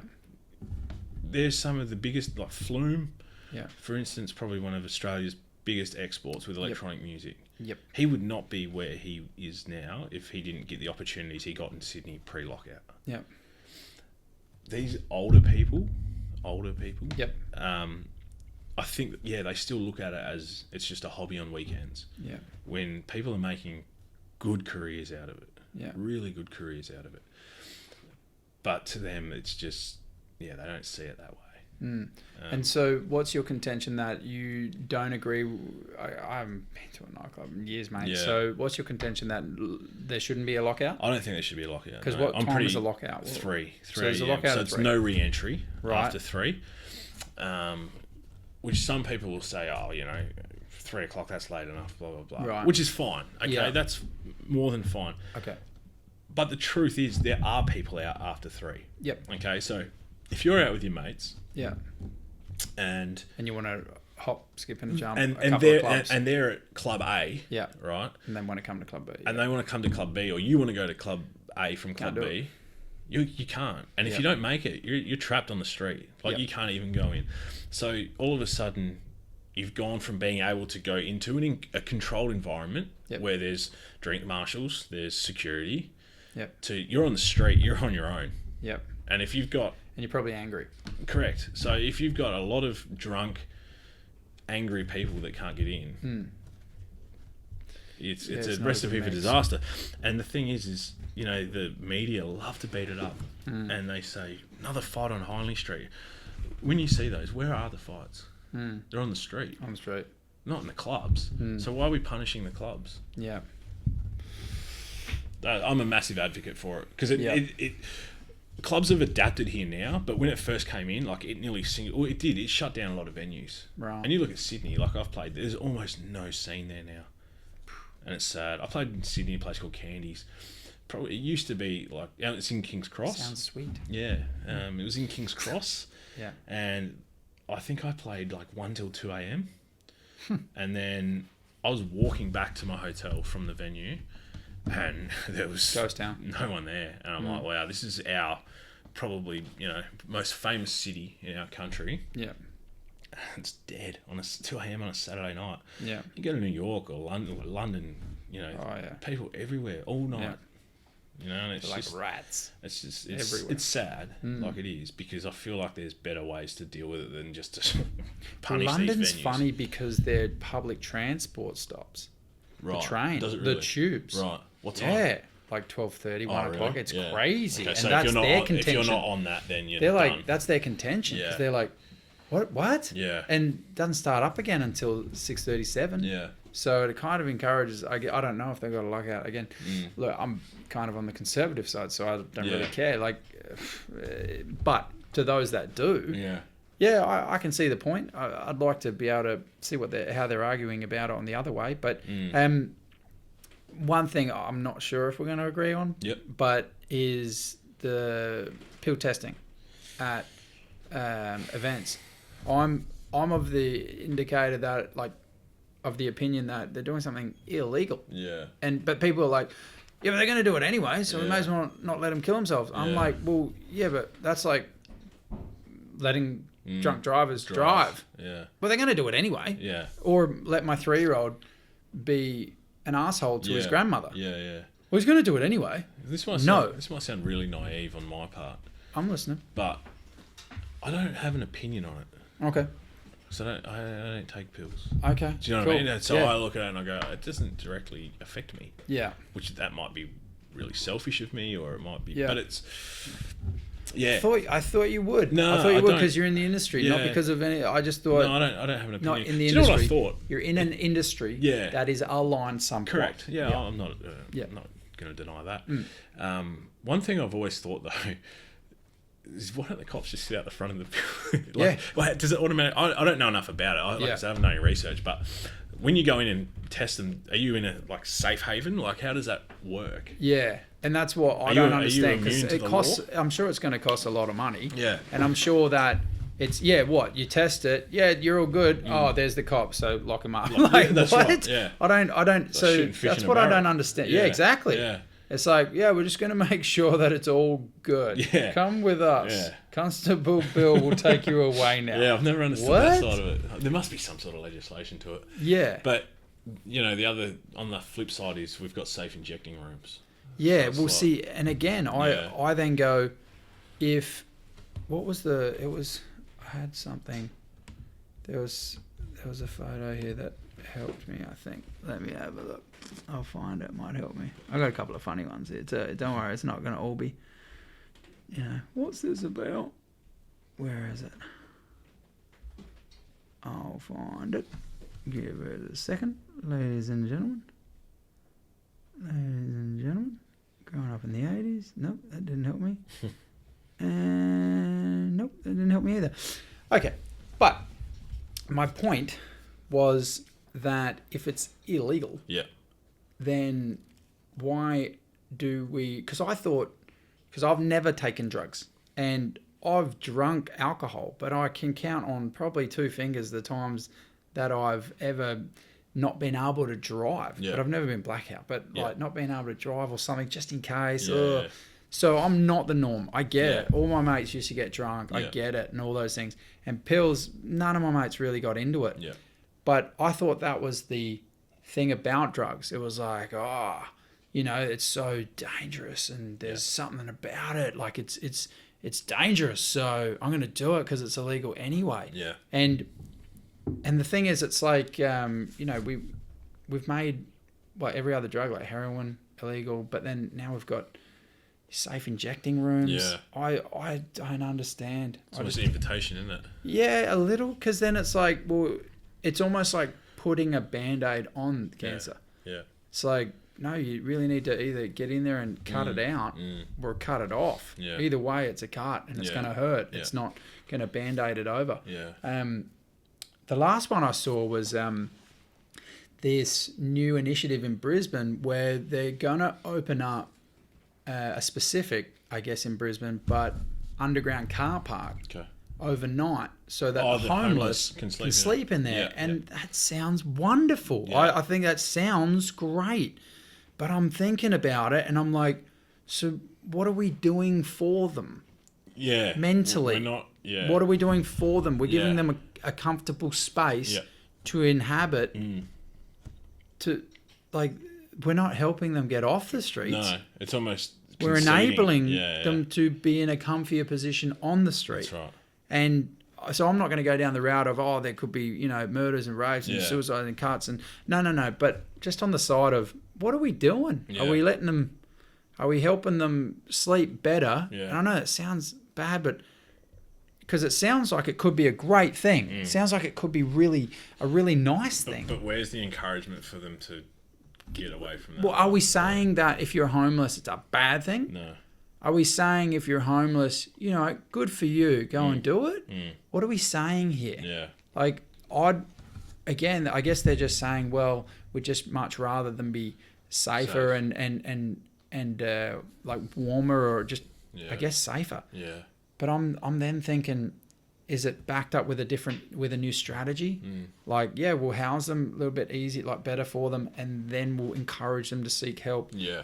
psychologically. Yeah. I'm not sure. Yeah. Mate of mine always said that in a country like Australia and you're homeless, again, it's not with a lot of heart, but he's like, dude, you got a tan 8 months of the year. Like, how bad could it be? And I'm like, I'm not trying to say, because it's mental. It's mental anguish, I'm sure, that they go through. But it's like, in a country that we have the dole, we have work for the dole, we have all these avenues in which to help. We still do have a lot of church influence for the good that they will help. The Smith family and Mission Australia that I actually contribute to. There's quite a few getting these people off the streets, not into underground car parks. Yeah. So my heart is, I'm glad you're helping, but are you helping? Better ways to do it. Are you helping? Yeah. So anyway, on a lighter note, this was you growing up. Yeah. Well, I lived on a. I'd be the same. My house growing up. So my parents' house, next to it was literally just a creek. Yeah. And so there was a bike ramp. Yeah. Oh, sick. Natural bike ramp. And it would last for what? The bike would last for 2 months, and then something would break, or you Dead. buckle a wheel, or something like I that. got a photo when I was, I reckon 13, because I was a keen skater. Right. Dead keen skater, and I've got a picture of me doing a specific a grab off a ramp on the side of the street, and wind blown, so my hair's just pushed back, and it's like, I'm just going for it. And it looks like, because I've gotten pretty high, but my hand's up like this, my hand looks like I'm grabbing telephone wire. Like I'm pretty high, but that's growing up in the 90s. Absolutely. And I was, I'm thankful for it, because I think, Yeah. what do you think you're going to be like as a parent? I think everyone likes to think they're going to be the cool parent. Amazing. Yeah. Are you going to be their friend? Absolutely. Yeah, definitely. You have to be. Yeah. But you're going to be their parent? I do think about this between me and my wife, who's going to be the parent and who's going to be the friend. I think they're going to come to me when they want something. Oh, no. Yeah. You're going to be the worst. I know. Yeah. Really? Probably. I don't know. Until I am, it's hard to say. Yeah. I can say that now. It's like my wedding. I never thought I was going to cry. Did you cry? Yeah. Good for you. Why wouldn't you cry? Yeah, I It's a did. big day. Yeah. I'm a pussy. Mate, I sang at my wedding. Yeah. Silly. Yeah, I thought I can't sing, but I sung. Look how That's a much- beautiful picture. Look how much more tan she is than me. Yeah, you guys look like Top Deck. Yeah. I wish I was the MC at your wedding. Oh, man. That would have been No, fun. that's a good shot. I like that one. That's beautiful, man. Yeah. What's your beautiful one's name? Kira. Kira. Yeah, that's beautiful, dude. Where is that? That's in New Radler. Yeah. It's up near Harndorf. Okay. There's like a big barn and nice fields and Beautiful. stuff like that. So we pulled the footy out. Oh, you did? Yeah. Had a dob. Yeah, had a dob. Nice. Yeah, late. It got competitive. Kira's lacing them out. Yeah, she was having a dob. Nah, she it got pretty competitive. A few boys were throwing their weight around. Oh, really? Yeah. Well, they would have had a couple of brewskis. Yeah, there was a few under the skin. So Oh, there was no. they were trying to. You know how you used to set up? You used to have a guy sort of kneel down, take a hanger over me. Yes. Yeah, so we had that going. And Who was the guy getting the knee in the back? Who was that? I reckon it was my mate Watto from Melbourne. Watto. Matt My Watto. mate at school was Woody. There you go. It's a W Anyway, thing. yep, Yeah. correct. And I was being encouraged to, but geez, my pants were tight. I thought I was going to. I was like, I'm going to rip It's a wedding. these. Yeah, split them. So I didn't get up there. I was pretty hesitant to. It's not a good wedding unless you split your pants. I know. At some point. It's funny how different perspectives. So I was worried about splitting my pants and not getting a kick. And Kira was worried about us kicking it into the festoons that we'd paid for. So The what? The festoon lighting that we'd hired. Oh, So okay. a few of the boys were kicking it into that. So it got stuck in a tree. The ball got stuck in a tree, and then it was pretty high. She's a up. mature 22-year-old. She is She's very- like, oi, Yeah. boys, Tame. 30-something, That's pull your what- heads That's in. what I mean. So Yeah. she's going to be like that with the kids. Oh, so she'll be She'll more, be- hey, Yeah. let's stick to a That's system. right. Exactly. Well, that's good. So- Well, look, there's got to be yin and yang. Absolutely. Otherwise, Yeah. if there's It'd yin be and boring. yang, suddenly, someone's getting put up Yeah. for the problem That's with right. being a parent. But Yep. like my family is very, I'm the disciplinarian, Yep. and I just don't get a lot of time with them. So I try to show by example. I try to show my parenting Yep. with how I treat their mother. Yep. So, and I can't stress enough, man, just one wife for life if you can. Oh, yeah. Your father knows that. Yep. They're still dad, together, they're and still that's together. just, that's a testament to And them. there's no way I'm paying for another wedding. They're Don't expensive. do it, man. Don't do it. Yeah. Like, I've always said to anyone out there who wants to have, a good life, if you're having fun, cool. But eventually, one wife, make it work if you can. Yeah. Especially with kids, and especially, Absolutely. you just, one wedding. Yeah. There's enough problems in life. And like you said, I've got good role models. For Yeah. that with my parents. Yeah, it's a testament to them, Yeah, man. it's Hopefully funny. they'll get to see this, and Yeah. it's a testament. I'm sure they're they'll very watch proud it. of you. They'll watch it. Don't worry Yeah? about that. Oh, yeah. Sweet. Hey, what's happening? They're heavily invested in everything Good. I do, which Yeah? is good. Me and my brother. Yeah. Oh, that's Definitely. excellent. So I have such different relationships with my parents. Yeah, Very different individually. yeah, Dad is obviously coach footy. He's the bloke. And Yep. blah, blah, we talk about all things Yep. sport, and even his speech at my wedding came across like a coach. You know Oh, what I mean? yeah? Like, he's very direct and sweet. Yeah. Third quarter. Yeah, it was. It Bring it. got everyone back up again. Exciting. Yeah. So, Good. So I've got that relationship with him, and Mum's a very softer, lighter one. She's I don't know how to put it. She'll back me in anything that I do. So even if But you Dad- were like but the Dad- full drug dealer, but- nah, my son's a good guy. Oh, maybe not that. But, Okay. But Dad was, Dad made me earn everything. Yeah. Like, there's a story that they both tell me about. I think I was maybe 3, and we were playing cricket in the backyard.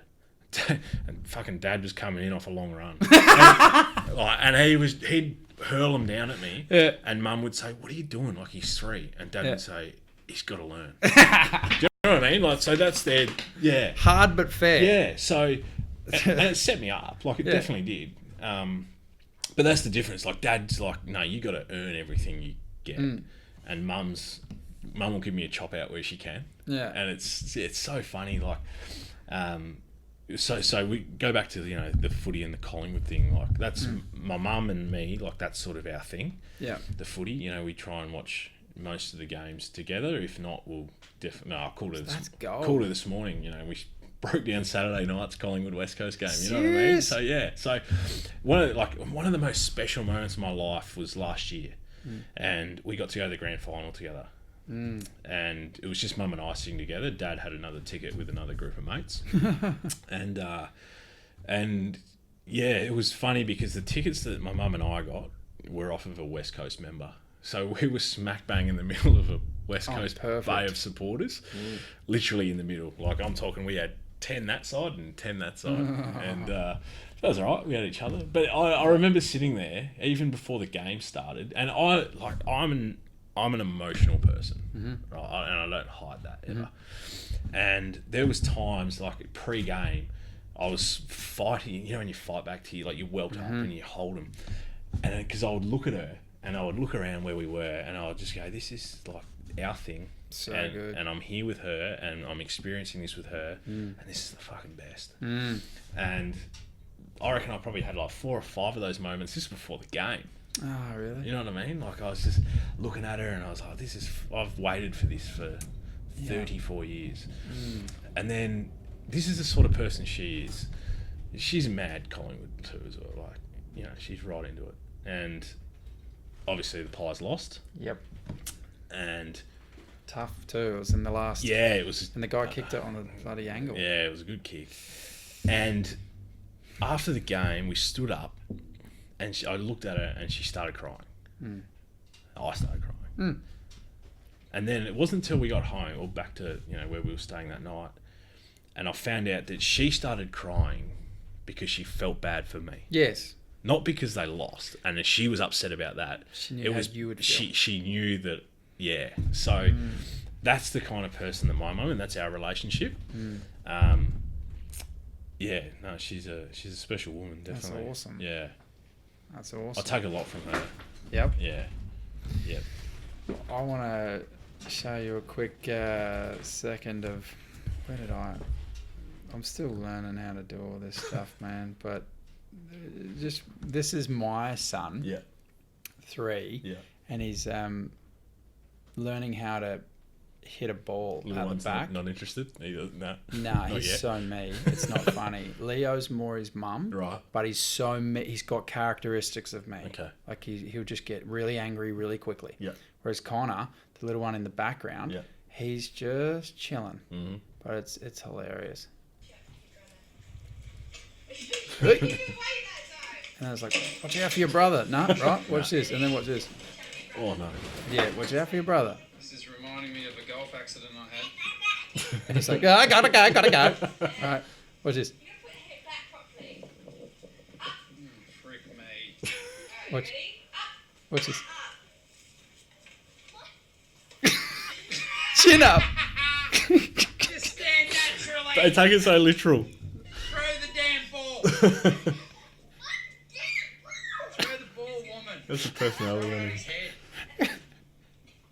Right, but he almost gets it. This is for me. I just watched this the other day and I loved it because this is persistence. Yeah. This I is headed it. It takes that at that age, doesn't it? yep. There Bang! you go. Wow. That was awesome. Nice.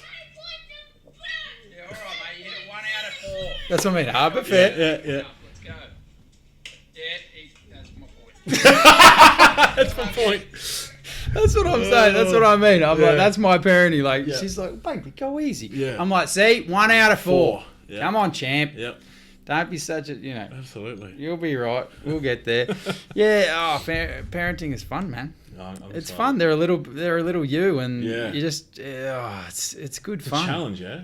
Yeah. Hey, you guys were talking about on your latest podcast about criticism. Yep. And I wanted to talk to you about that because where is it?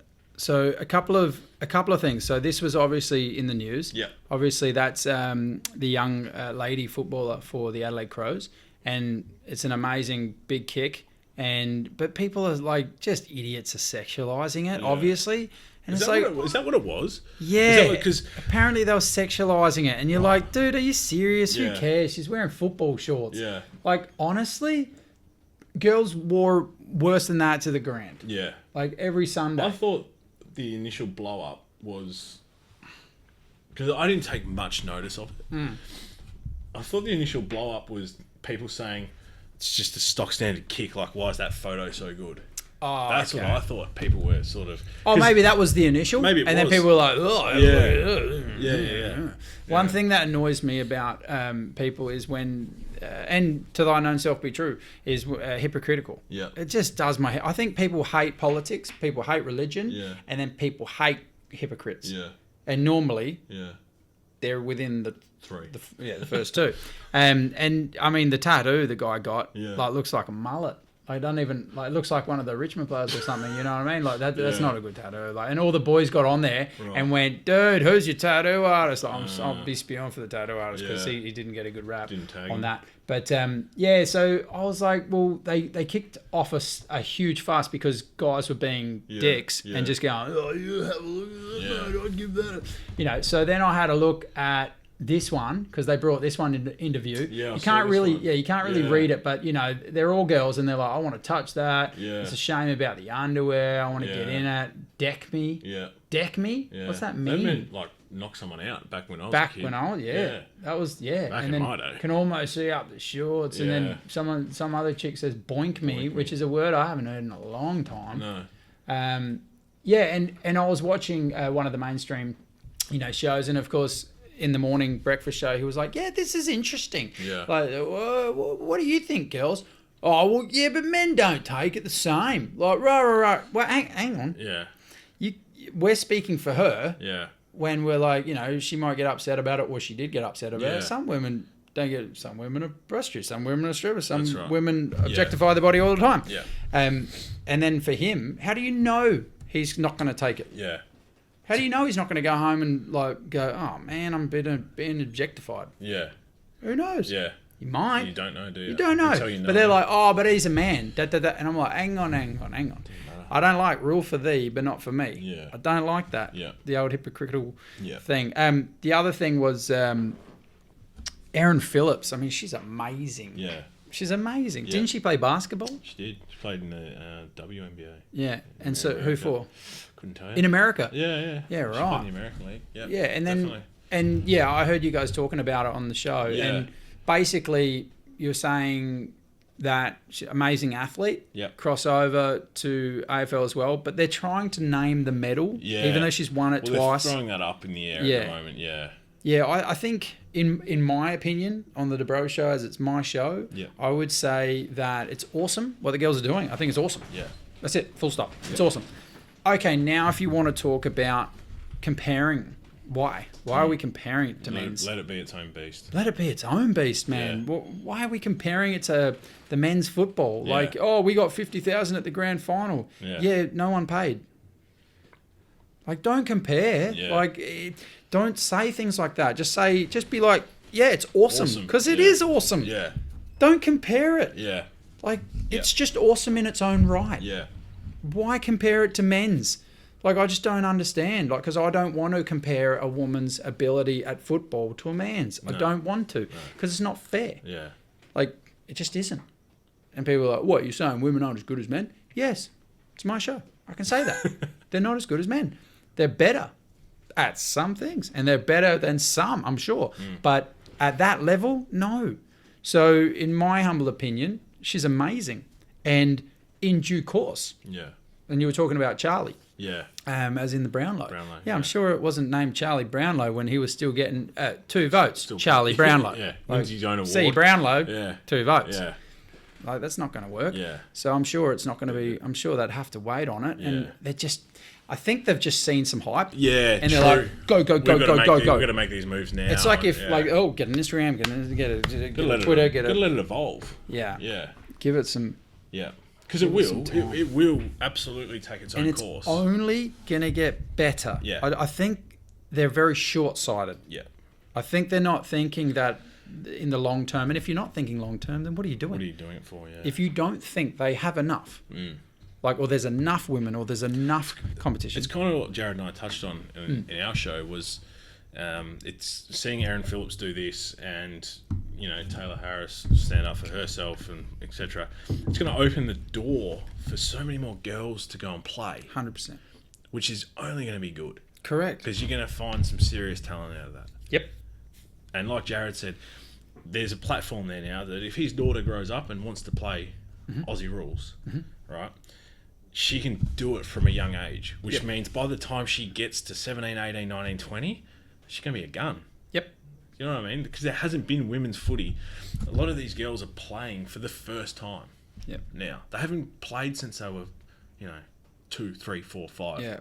And they didn't have the footy show in the 90s to That's get them right. pumped on a Exactly. Friday night. Yep. They didn't have Sam Newman No. being a knobhead getting dacked. No. And, Yeah, great man. and Crawford. Yeah. The great man. A lot of Sam. people don't see what he does behind the scenes. No, he's... He gives a lot to charity. Yeah, he is a controversial figure Yeah. because he likes to tell his truth. He likes to tell the truth in Yeah. his words.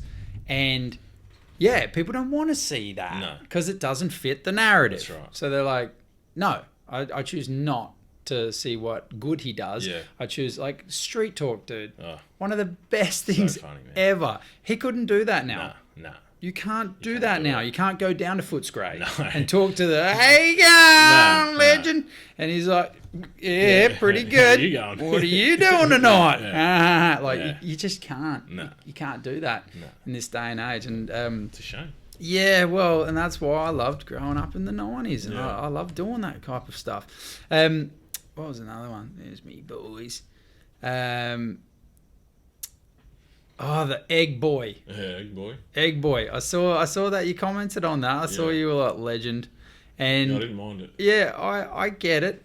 Do you think it was a illegal thing what he did, but it was a good thing? I don't know. I don't know if it was illegal. Because I was more this. impressed. I was more impressed with that he had the balls to actually do it. Yeah. I think, like, whether it was right or wrong, that's Yeah. not for me to say. But That's my show. I don't condone it. I but was, go on. I was like, wow, that's like, yeah. I feel like a lot of people would have gone there with the intention to do it, Yeah. and pulled out. Yeah. But he actually went, you know what? I'm going to stick to my guns here. Well, I reckon he's 17, and I know what I was like at 17. Yeah. I don't see any red flags Yeah. about what I'm doing. I got an egg in my pocket, Yeah. and I'm here to make it work. Yeah. And I don't mind. And the problem I see again is I don't condone it, even though I used to go egging. Yeah. Man, my boys back at sea for days. Yeah. A few places we threw eggs at, and look, it's not the right thing to do at all, but we did. Yeah. And if we got in trouble for it, it was, we did. We Yeah. did the wrong thing. We know it was the wrong thing. That's why we did it. Yeah. Because it was like, oh, it's dangerous. Yeah, that's right. Just on a side note, I once went flower bombing in my area, and was staying at one of the boys' houses, and we decided to hit the house 3 doors down, because that's always smart to shit in your own backyard. And so we'd put flour in bags of like just in a bag and pull it tight, and we're walking down the street, and we're like, what are we gonna do? It's just a hot summer's night, and we're like, we'll just go down here. Probably got they got beers in their backpack. I don't know. We're on the road, we're doing something. Yeah. And they're like, yeah, throw it at his house. I don't like him. It's like we're 3 doors down. All right. So hot summer's night, I get the bag and I flick it, and it hits the wire screen door, but the wooden door was open. Oh, so it made a massive noise straight to the house. And flour just goes through the house, and we're all like, run! And we all run. And the dude comes out, what the fuck's going on? Called the cops. We're all hiding. I was hiding in a boat across the road. And so I saw the cops rock up, everything like that. And then they left. An hour later, we were cacking it. Sorry. Elder Terrace or wherever it was. That gentleman, he probably will never see this. But how good are those stories? Eggins. Oh, mate. I didn't egg. We had those around the Happy Valley area. We had the street lights where you could kick them out. Yeah. How'd you get up there? No. You kick the actual, like, they're the metal ones. Yep. The metal ones are long, like, you just kick them hard enough. Yeah. The light would turn off. It came back on after, like, oh, okay. 10, 15 so it was minutes. like You didn't ruin it. Yeah, right. Fuck, We were bright back in our day. We blacked out a whole street. You And it was so kicked funny. poles. I'll never forget this. So there was probably like 6 or 7 of us, and we were doing this whole street. And I was back at like the first pole, and the last one was maybe like 300-400 meters down the road, and you couldn't see anyone or anything by this stage. All you could see was this light, and then it just went out. So, couldn't see anyone kick it. It was so funny. Dude. Yeah. It's like, and we find it kind of funny now. Like, it's funny. It was harmless. But back then, you'd be rolling on the floor laughing. We just kicked a pole and the light's gone out. Yeah. It was, me and my mates got done. I don't know, we didn't get arrested. Arrested's not the right word. But Cautioned. yeah, written up. we got cautioned for, it was the same time that Blink-182 film clip came out where they were running through the streets naked. All the small things? That's, no, What's Mage Again? What's Mage Again? So we were at a mate's house party, and we thought, Oh, no. and we all loved There was Blink. no such thing as Facebook back then. There wasn't, no. Not yet. Nah, Was there it no MySpace? social media. No, it wasn't even that then. This was like we got 99. away with it all. This is like year 9. Oh, yeah, that was the best year Anyway, of my life. we're running Fraser Avenue, Happy Valley. We're running up and down like naked, like 3 of us. And we thought it was the funniest thing ever. Anyway, we must have been doing it that long that someone had called the cops on us. And so we've all piss-bolted into these bushes. Right? And we're sitting there and they wouldn't go away. And we eventually just gave ourselves up. We were like, it's us. Like, we knew that, they're going to ride us up. Blah, blah, blah. Naked. Anyway, the 2 boys I was with both they were just way smarter than me at the time. Fake name, fake address. You're like, right? Hey, Burgess. Because we're 15. We don't have licenses. Yeah, of course we got not. nothing. No school IDs, nothing. You got no clothes on. We got no clothes. We got no wallets. Fake names, fake addresses. Identify me from this. And I wasn't witty enough at that time to think of something. Gave my full name, gave my full address, gave my full phone number. Right? Went back into the party, and for the next 4 hours, I'm sitting there shitting myself. Yeah, because you think they're going to call you. Mum and Dad are going to get a call. Anyway, got to like 6 a.m. and I'm like, I gotta go. This is no good. And then I rang Mum, got her to come get me. Man, 6 a.m. Yeah, Mum was always like, if you're ever out, like, and you can't get home, ring me, I'll make sure you're safe. Yeah. Got home, I said, Mum, there's something I need to tell you. She goes, oh, no, what's happened? I said, you're going to get a call from the cops. What were you doing? I said, we got caught running around the streets naked. And I'll never forget it. I could tell she was trying not to laugh. Yeah. And then that was, so 1999. And the cops still haven't rang. Well, that's good. So I'll dob myself in. Never know, maybe after this they might. Dob myself in to Mum. For no reason. I thought it best I just get on the front foot. Dude, honesty's the best policy. And then, she came out a few weeks later and said that, she could cop that's what I got done for. Yeah. I wasn't breaking and entering. I wasn't, you know what I mean? Nah, I mean, that's harmless, just, you know what I mean? It's like you're an idiot, but that's funny. Yeah. It's still funny, And she said that she tried to put on this, go to bed, 6:30 in the morning. And then she reckons I turned around and walked off to go to bed. She pissed herself laughing. Yeah. Yeah, because it's like you're not trying to hurt anyone. Nudity, like you're just laughing. Is what it is. I get it. Yeah. My dad, it's funny because his rules were don't bring it home. Yeah. That's all it was. Leave it you bring it home, you're in big strife. Yeah. But don't bring it home.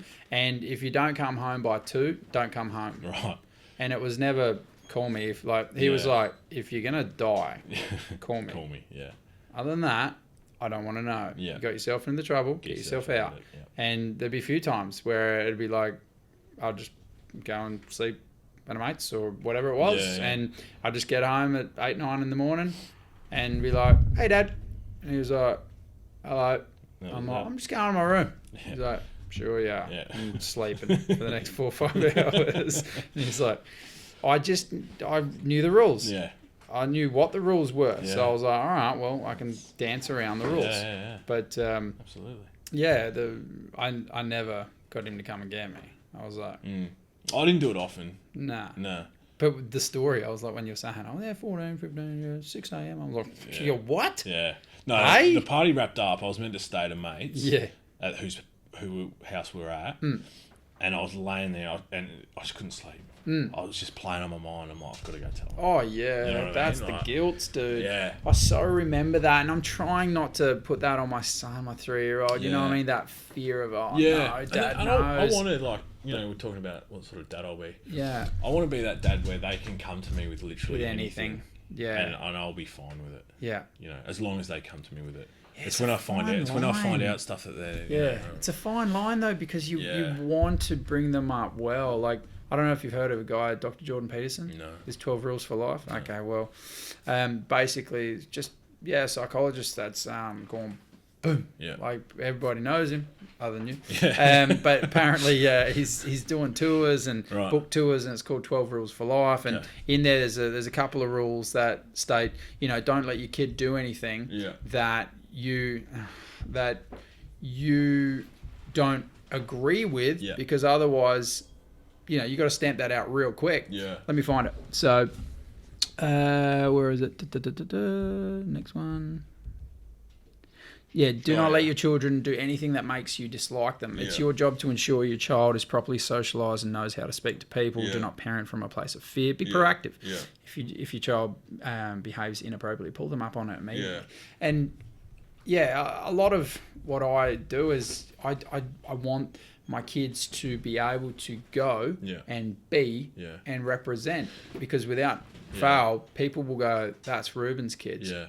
You know what I mean? Yeah, and I yeah, want yeah. them to do the name Yeah. well. I don't want them, I don't want people to be like, what a dick. I want them to go, what a good kids, Yeah, they're yeah. good respectable kids. You know, Do you know what I think? got white line fever, but Yeah. good kids. Just like their dad. Yeah. No, do you know what I think excelled my development as a kid? Growing up in a footy club environment. Yeah, Yeah. yeah, yeah. Warts and all though. Oh, yeah. Yeah, Because my old man coached, local A-grade footy. Yep. And I used to just go there and... how I'd- good was going in the rooms at Oh, half time with the A grade? that's what I mean, and like- watching men and just watching their eyes. just There's something about it. for taking me. on characteristics. Yeah, I was loving it. And it grew me up so quickly because I was around these people Tuesday night, Thursday night. I used to go to training all day Saturday. Used to hang out with them after the game. I just wanted to be them. Yeah. Started acting like It was a club, it's one. Yeah, camaraderie. I think it taught me a lot. Yeah. Yeah, there's camaraderie. There's, there's failing together. Yep. There's overcoming adversity together, and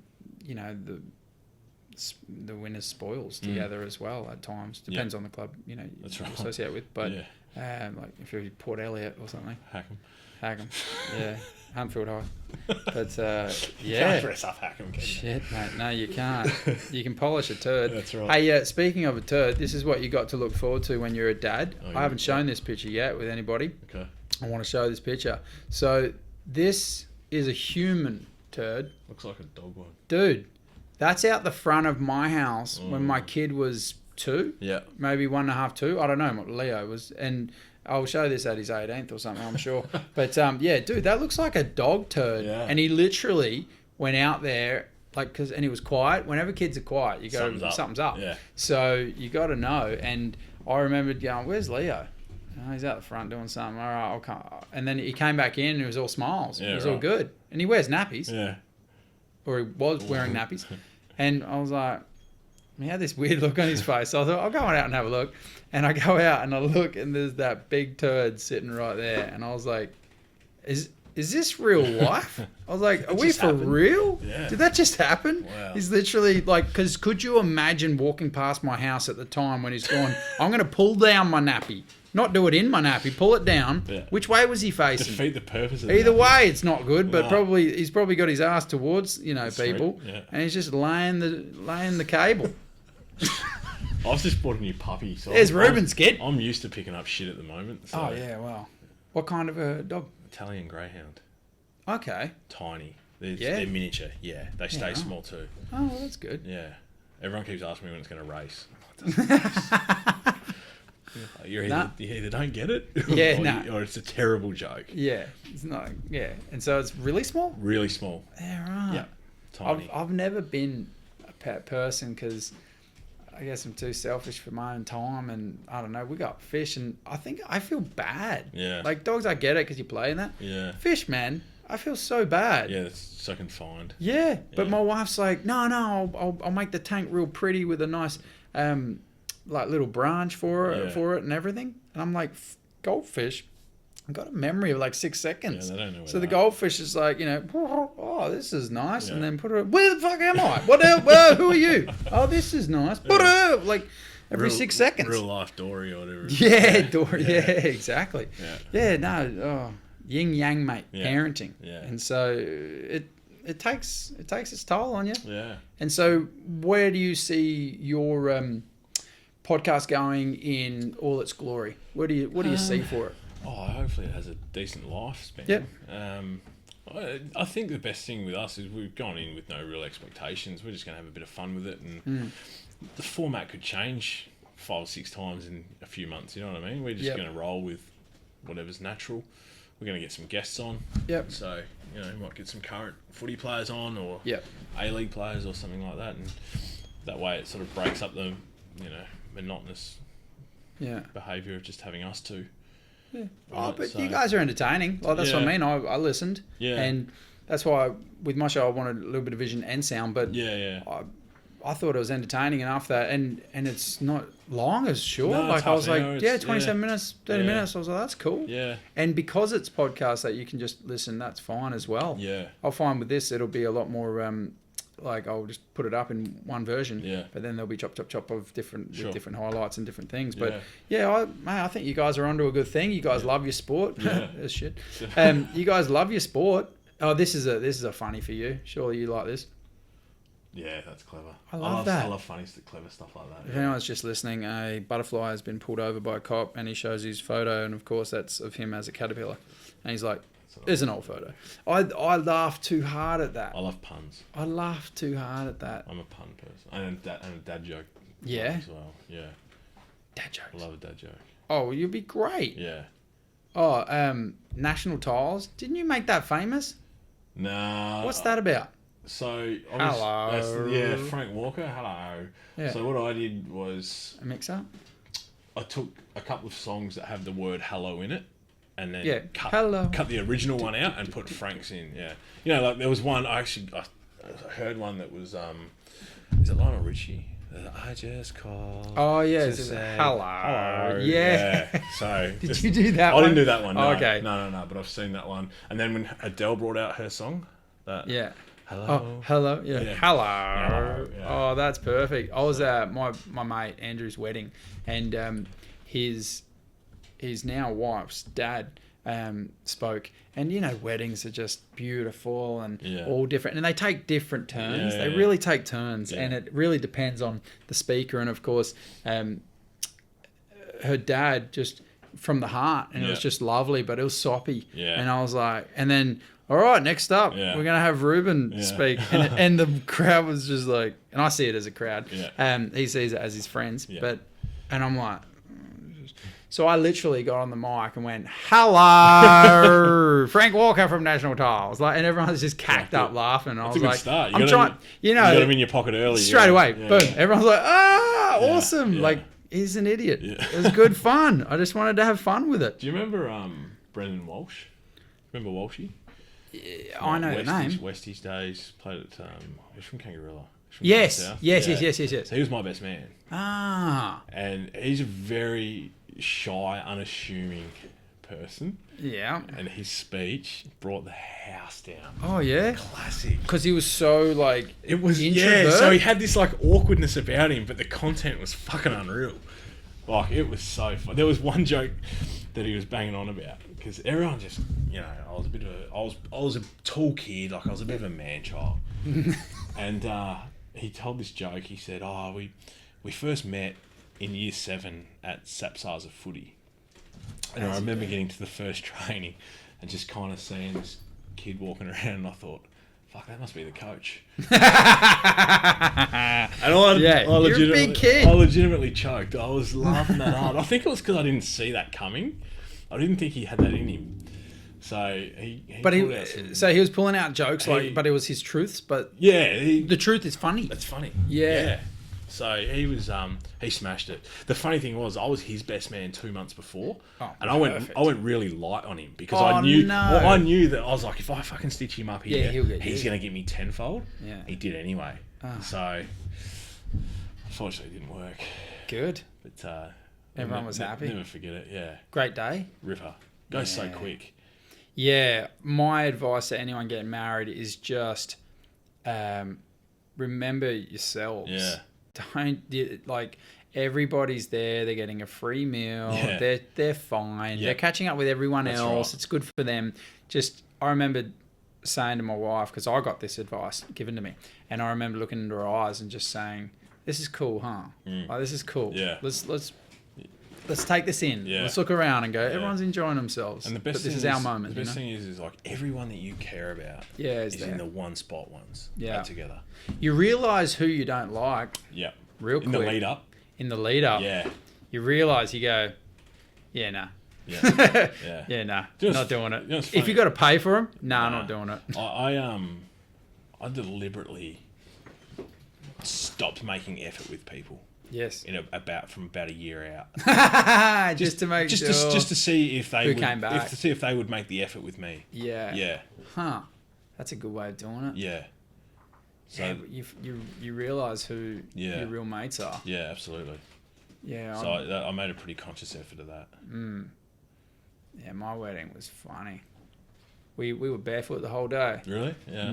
Yeah. Just did what you guys do. Yeah, we did beach. Yeah. Beach wedding. So free, which is right up my alley. And then best things in life are free. Absolutely.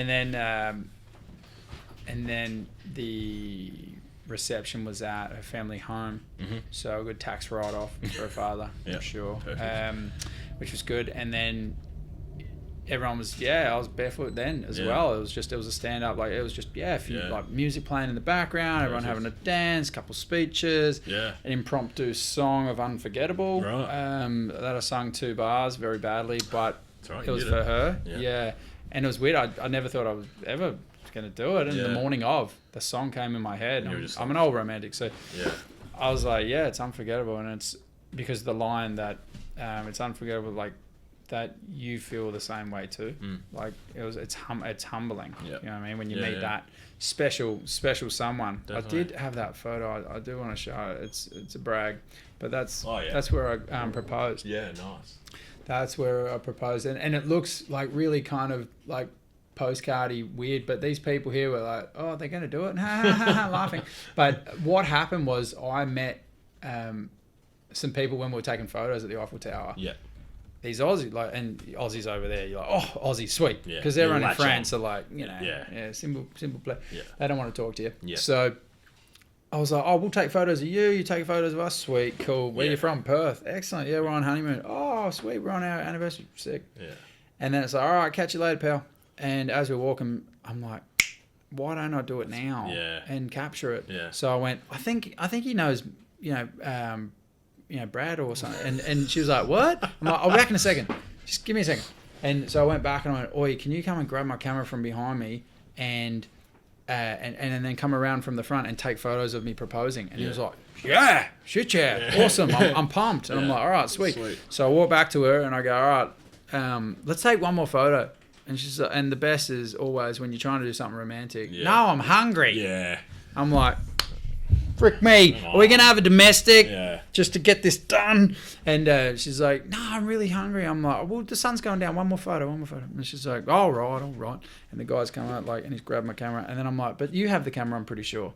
And I positioned myself, and she's like, oh, let me have a look. And so she's in her bag. And then what? And I'm next to her. He takes perfect photos as well, but I open my jacket, I get the ring out, I get on one knee, and then she's still in her bag, and then she turns around at that moment. And so he's taken 8 shots. Yeah. And so we have them above our bed of that moment. And the worst thing is because we're arty, and act whatever, they thought, everyone was like, oh, this is fake. Did you fake it? Yeah. Like, why? Yeah. Because it looks too perfect. We're like, no, it was legit. Yeah. And the best was afterwards, I kissed her, and then I'm like, hey, he took the footage of it. And she was like, what, really? And he's like, that was awesome. And he was like this. And I'm like, oh, no. It's going to be shaky. Photos are going to be shaky. But it turned out perfect. Yeah. And I hope this guy sees this and sees it eventually, because I said I owe you, man. Yeah. I'm not exactly going to give you one of my Conor McGregor proper 12 bottles of whiskey, but I'll give you a thumbs up. Yeah. My brother took our photo. Yeah. Yeah. It was perfect. I did it in LA. Oh. So we were in LA. Beautiful. And my brother had been living in the UK for 12 months. And he was moving back to Australia and was just literally going to the US for a week on his way back. And we landed in LA the same day. And we got in on the Monday, he got in on the Tuesday. So Monday we got in, we kicked around. We checked in the hotel. And I've got the rings in my suitcase, and we couldn't check in because it was 9:30 in the morning. Can't check in until after 2. Yep. So, and we were going to a baseball game in LA, and so the hotel were like, "Just leave your bags in the lobby. We'll shift them in the room when the room's done." And I'm like, "Yeah, sweet, man, all right, yeah, cool." Yeah. So anyway, I love baseball. we're at this Don't go game. anywhere. We're at this game, and it's like been my dream to go to a major league game. The whole time I'm sitting there shitting myself, going, "Fucking hell! I bet you someone's flogged me a ring." Oh, Blah, you didn't. blah. Yeah, right. That bag's just in the lobby. Yeah. Anyway, I got to the 7th inning, and I'm like, I'm knackered, and it was after 2:00. I'm like, I'm done. Like, I'm Yeah. so tired. Can we just go back to the room? I just want to know. have a got it. shower. Yeah. So anyway, it was all good, and then I'd originally planned to do it on the Wednesday at Disneyland. Sick spot. Great spot. Anyway, Mature 22-year-old. yeah, that's right. So on the Tuesday, we Yep. did Universal Studios. Sick.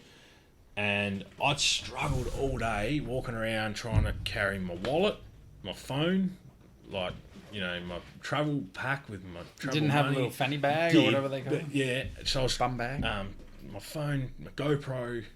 I was just, the shit was falling out my pocket, and I'm like, in my head, I'm like, Disneyland's gonna be twice as fucking busy, Yeah. and I've got to carry a box with a ring in it, Yeah. as well as all this other shit. I'm like, I can't do that. So we caught up to my brother for dinner, and he said he was telling us about these LACMA lights. It's called the LA Arts Community something lights, and they look sick. It's in a heap of movies, and he's like, "Well, we should go there." And I said, "Yeah, we'll go there for sure." And he knew I was going to do it. He just didn't know when. Yeah. And so I pulled him aside quickly, and I said, "Look, I'll do it tonight.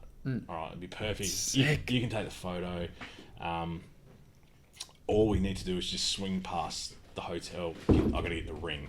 What can we do?" And he's like, "Oh, I don't know." I said, "All right, get in the car. We'll pretend we're driving to the LACMA lights. Go have a look." And I'll come. Anyway, so we got in the car because he hired a car, so he was driving. And I was like, "Fuck, I need a little shit."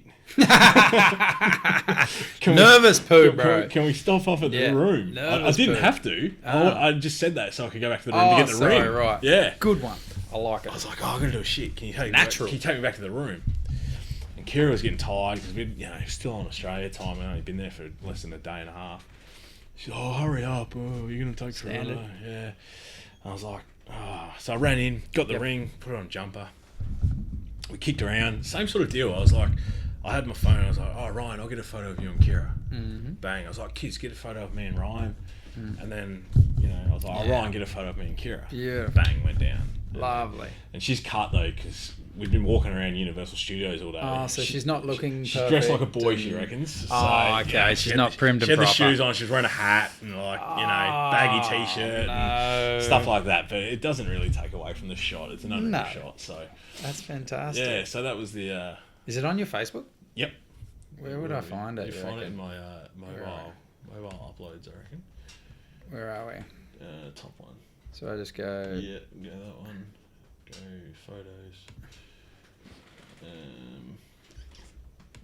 What am I looking If you for? Go to Matt's albums. photos? Yeah, go Albums? to albums, yeah. Yeah. I want to see it. And then Want to see it? go to. Oh, not that one. That's sick. What- LA. Nope. No, not that one. Go up a bit. Up a bit. Where's mobile uploads? Oh, maybe it's Matt's photos. Actually. Yep. Yeah. It's And alright. then it'd be a bit of a scroll. Yeah, it'd be that one. It'd Wee. be a fair bit of a scroll. I reckon. Wee. It'll come up. Yeah, it'll come up. We'll get there. Some funny photos there. Yeah, you've got a lot of good Couple of photos. really ordinary photoshops too, just quietly. Yeah, it's good. Um, Is that Oh, hang is on. that you and her? yeah, that's me and her. Yeah. Yeah, lovely. It's probably not far from there, to be honest. So if you just go a bit slower, there it is. There's a basketball game. There it is. There. On there. Yep. Yep. Right there.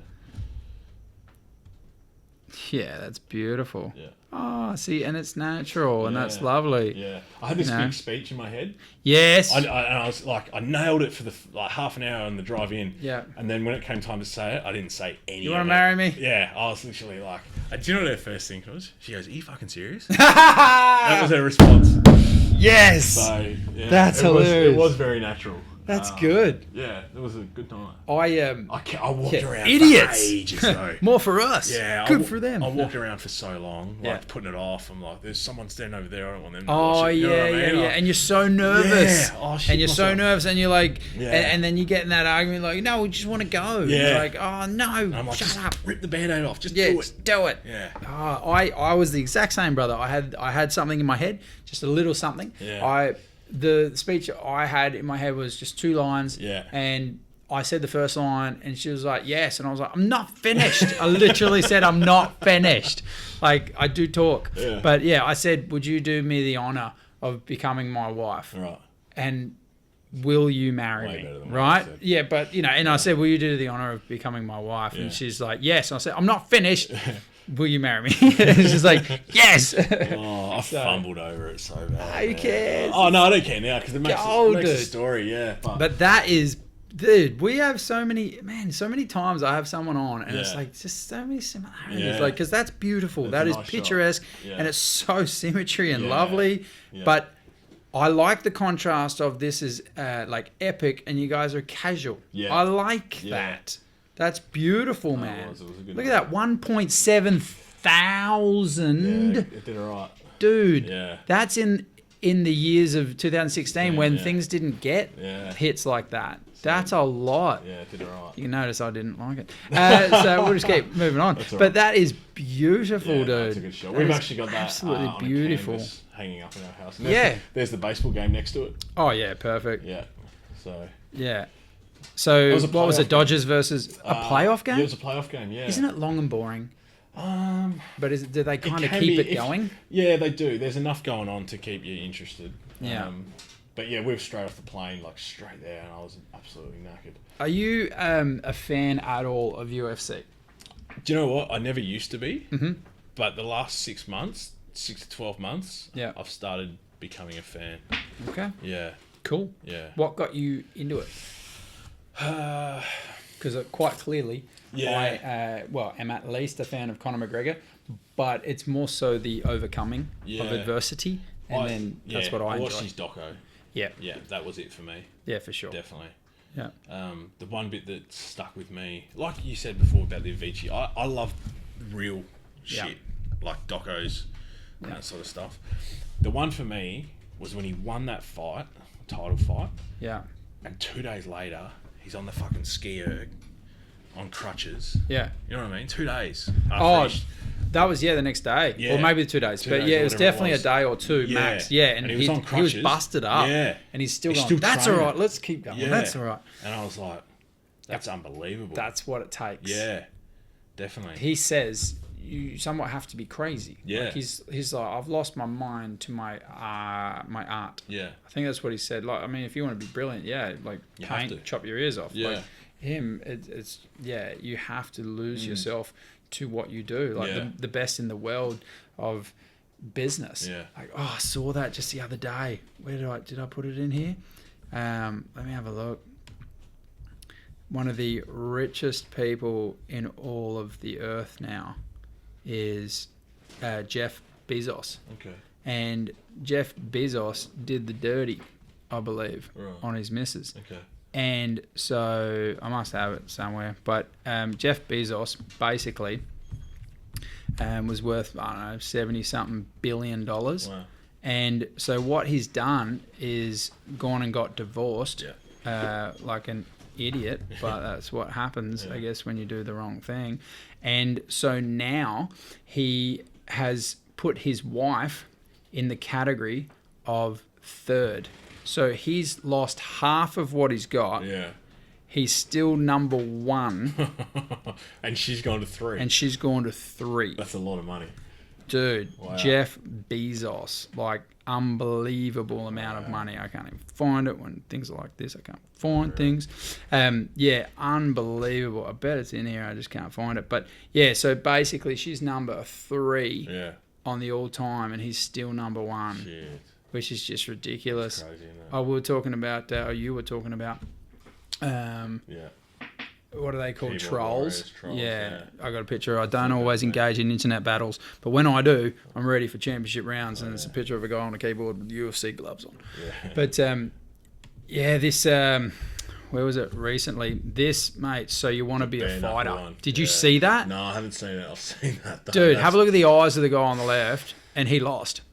And the guy on the right won. It looks like he's crying blood, doesn't it? Yeah, he's the GOAT.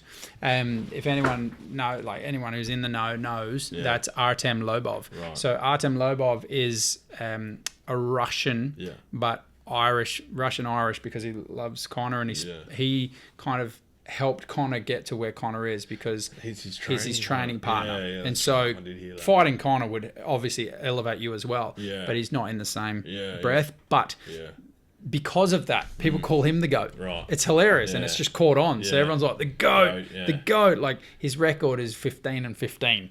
Right, so he's going at 50%. But that's because he just never backs down, takes anyone, and goes, "Let's go." Like, so people go, "You're the GOAT." Maybe not because of a record, but because you just don't care. Yeah. And so he took this fight and bare knuckle. Like I love UFC. Well, they wrap them. So it's not. They wrap them. Yeah. But there's no padding. There's no padding, which means they're like rocks. Yeah. They're like bricks. Yeah. And you cop a brick to the face a few times, and that's what you'll see. I've always thought, imagine going 5 rounds. Go back to UFC. Not so much this one, that's on another level. But imagine going 5 rounds. Like, how well you'd sleep that night. You reckon? Yeah. I reckon your body would be that sore. You'd get back to your hotel in Vegas, and you'd get on like those real comfy beds. Wouldn't you? Don't know. I reckon I'd maybe sleep if you took the right drugs. Yeah. I just remember that first feeling of round 1, how sore your body was, and the best feeling ever. Oh, for sure. Crawling into bed. And then, but they reckon boxers and fighters the next day okay. is so painful. No good. Because your face just goes.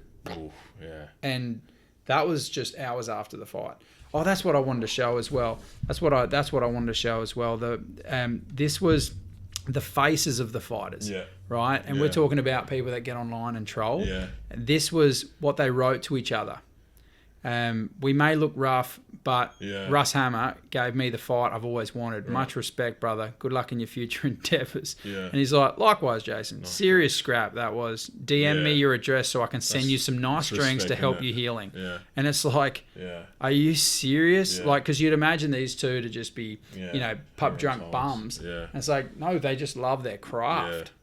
Yeah. And whether or not that's crazy. They're nuts, but super, super respectful in what they do. Yeah. But UFC for me, I really get into it. I do. I'm not just your casual fan, which is good because like we need everybody. Yeah. But I've been watching. I couldn't watch back in the day when it first started. I was like, ugh, blood sport, like the bare knuckle. I was like, too much blood.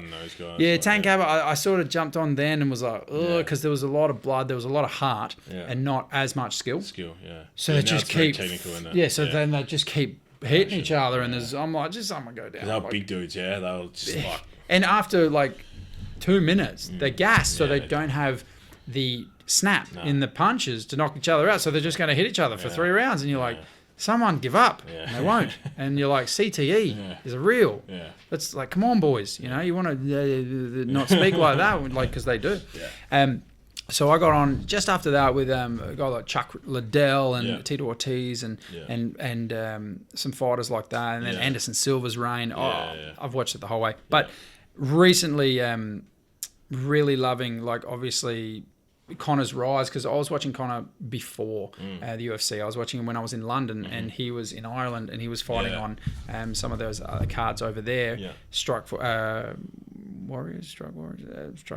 But and he suddenly became the 2-division champ, and I knew, I was like, this dude's going places. And he did. Like, I mean, what he's done is just incredible.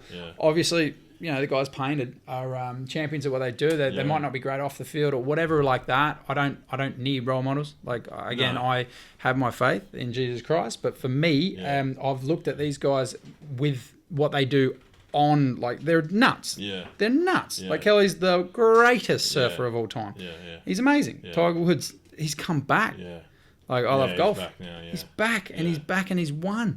And it's like, are you serious? And then, kind of, he's taken over the bloody Irish whiskey world as well as fighting. And, people go, oh, he's an idiot now. He made his money, mate. Whether or not he keeps going, I don't care. Cares, Like, again, I'm that guy. I'm kind of the casual fan, as in I go, I don't care. Like, but good on him. You'd be good to see him fight. Like, I still get nervous every time he fights, man. When he fought Khabib, because I knew what was going to happen. I knew what was going to happen. I was like, if you don't get him, Connor, you're in big trouble. Do you reckon about Dylan Danis?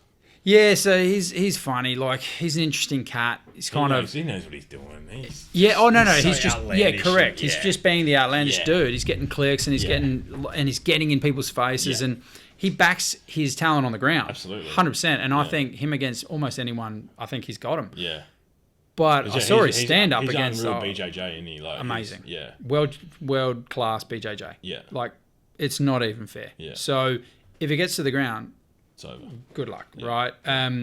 But his stand up, I thought would have been better because he'd trained with Connor and that. But it goes to show, like, it's mixed martial arts. Yeah, you're gonna so if it gets to the ground, game over. Yeah. He toe hold the guy. Like, it's like nothing. It was like, because he's signed on for another Bellator fight, yeah. Yeah, so he'll be up for that coming up soon, and that'll be interesting to watch. Yeah. That'll be interesting to watch. And but yeah, it's weird. There's, you know, people are like, what are the UFC going to do when Connor goes? There'll be another There'll one. be someone else. There was what's going to happen when Chuck, you know, retires. Yeah. Anderson. What's going to happen when Anderson retires? Connor. What's going to happen when Connor retires? There'll be someone else. Look at Israel Adesanya. Yeah. New Zealander. This week, isn't he? Israel was fighting Gastelum. Yep. Kelvin Gastelum. And Kelvin's like Mexican dude. He's like sick. Loves his tacos. Hey, Dana White is smart, man. He will keep that business going. Mm-hmm. Well, they need to earn 4.21 billion or whatever it is. And good luck. It's tough, man. Yeah. Like, you need to make money. And that's why people are like, what are they doing? What are they... To the original fan, like, and I can't even class myself there. I'm almost there. Yeah. So I can get it. Yeah. I'm objective. I can see it. To the original fan, they don't like it. Yeah. You guys make up 12% of the revenue. They've got to get their revenue from somewhere else. Yeah. And it's going to be absolute casuals and guys that have just come on. Yeah. And they want to get involved and they like it. And there's interim belts. And because you have to have pizzazz. Like, the WWE is not as successful as it is without all this pizzazz. Right. You need a little bit of it. Yeah, definitely. But when he threw the dolly at the bus, I mean, you can't condone it. No. Like, and bring it back to the egging of the kid. Yeah. I can't condone it. No. I go, look, you do what you do, but you got smacked around a couple of times, and I just don't think he was expecting it. But I get why it happened. Yeah. But I don't think anyone deserves an egg to the back of the head. Like, because if we portrayed that differently to fit out like a different narrative, like because of what he said, and being so insensitive at the time in which he said it, some of the facts he brought are correct in some way. The way it's not what you say, it's how you say it or when you say it. Yeah. I've heard that before. Yeah, I'm the same. I've heard that before. But if you have portrayed this as 17-year-old thug, if you want to say it, coward egged from behind of a 69-year-old man, parliamentarian, it'd look a whole different way. But obviously it's because people go, well, rule for thee, but not for me, as in, well, he deserved it. Yeah. It's like... Maybe he didn't deserve that. I don't know about it. If anyone, because then, the kid doesn't deserve a smack in the face. It's like, and he palmed him twice. He didn't punch him. He palmed him. Like, he gave him a good slap. And then there was an instinct of the kid kind of was like, what? And I'm going to come. So he then hit him again. Yeah. What the other dudes then did and kicked him. No. Nah, mate, way full on. What are you doing, dude? What are you doing? Like, I could put that kid down. Just bang, put him in a hold. Yeah. Just hold him. Like, if you got his throat in a hold, you don't need anyone else. Nah, that's right. There was 5 of them on him. Yeah, it's just stupid. Yeah. But that's politics. That's what happens. But I've heard music festivals and things have given him tickets for life. Yeah, Hilltop Hoods and stuff like that. Offered it up. Yeah. I mean, look, cool. I just want to be objective. Do you know what I mean? And I hope people can see this through the show that I may be a conservative in that, but I've got objective truth to where I can say, all right, hang on. Let's just see this. And you can see media doing whatever fits their narrative. Yeah. You can see that. But before you go, man, we'll go through one last thing I wanted to go through. There was one other thing. Where are we? I had it here somewhere. The Dr. Dre. For me, where was it? Pretty much everything is, I think, is so in yourself. Yeah. Like, there's trolls online. Yeah, all of those things. And there's more bullying than ever. I used to be a big proponent of kids just need to grow up and they need to thicken their skin. They just need to. Yeah. But it's not true. What happened was there was bullying at school. and then it stopped. Yeah. You walked home. Yeah. And hopefully it stopped at home. Stopped at home, yeah. Generally speaking. Yeah. We didn't have Messenger, MySpace. We didn't have Facebook. We didn't have, like, in the phone, in the hand. Again, parents control. You got to break from it. You got to break. Yeah. And that's the point. You don't spend 24 hours in the gym. No. That will break you. Yeah. You spend 45 minutes or 2 hours in the gym. Whatever you need. And then you break. Yeah. And then you go back. Yeah. You recover. If you're getting it at school and you're getting it at lunchtime and you're getting it at home and you're getting it every 2 seconds, like you're fat, you're ugly, you're skinny, you're tall, you're whatever it is. Yeah. That's really hard. And so then what can you do about it? Yeah. Well, you have to then take away the temptation. So what? You take away the phone? Yeah. Maybe. Like, you don't want your kids to then grow up and cop the abuse so much. No. But I've seen now the footballers are having to do that. I heard that. They do that with their phones, yeah. So Port Power can't turn their phones on for an hour until an hour after the game. Yeah. And I think the GWS have done the same. And I know my natural instinct is to go, pussies. Yeah. Right? My natural instinct is to go, are you serious? Yeah. I get so mad when they miss a goal, 35 out. I'm like, I'd kick my own ass. And you're getting paid $500,000? Yeah. I'm like, you serious? Yeah. Like, I was that serious at 14. If I missed that, I'd 50 push-ups. Like, I'm just an idiot. I'd be so dirty. And you're like, oh. Yeah, and so this picture that I brought up, conquer yourself and you can conquer everything. Yeah. I love that because it's very, very true, because you have to own who you are. Of course. You have to know who you are. You have to test yourself. And once you have a cement under your feet, and normally that's through your upbringing. Yeah. And if you can have a good upbringing, you're way better off. You're halfway there. Yeah. And you need to know who you are before anyone else tries to tell you who you are. And that's always my advice to young people, that conquer yourself. Yeah. Because you're going to be in the back of your mind going, you suck, you know, and you're just going to hear all the That's negatives. Right. Yeah. And I mean, you would have heard that throughout your life at different times, but nowadays, man, young people, what they have to go through it, and the filters. What do you do there? Do you like? I feel like they've got a lot of things a lot better than we did growing up at their disposal. Mm-hmm. And they've got it at the same time. It makes their life equally as hard. So it's a fine balance. Yeah, But you know what? I think it all doesn't matter how advanced life gets. It's all going to come back to parenting. Yeah, I agree. Upbringing, it's huge. Yeah, I agree. Doesn't matter what era. Massive. Yeah, I agree. The parent needs to be in charge. Yeah. I mean, and that's why I know we were laughing about it before, about being the friend of the parent of the kid. Yeah. And it's true. You want to be friends with your kid, but you got to be a parent. Yeah. You have to be the bad guy. Like, I've had my 3-year-old already tell me, "Yes, sir." Yeah. Like, and I'm like, where did he get that from? Yeah. But it's because I'm kind of militant on him. On, you don't talk to your mother like that. Yeah. You don't hear me talk to your mother like that. Yeah. So you don't talk to your So mother you like said that. be a role model. Yeah, like, and show the good. Yeah. Not just, hey, be nice. Yeah. And then, oi, where's the food?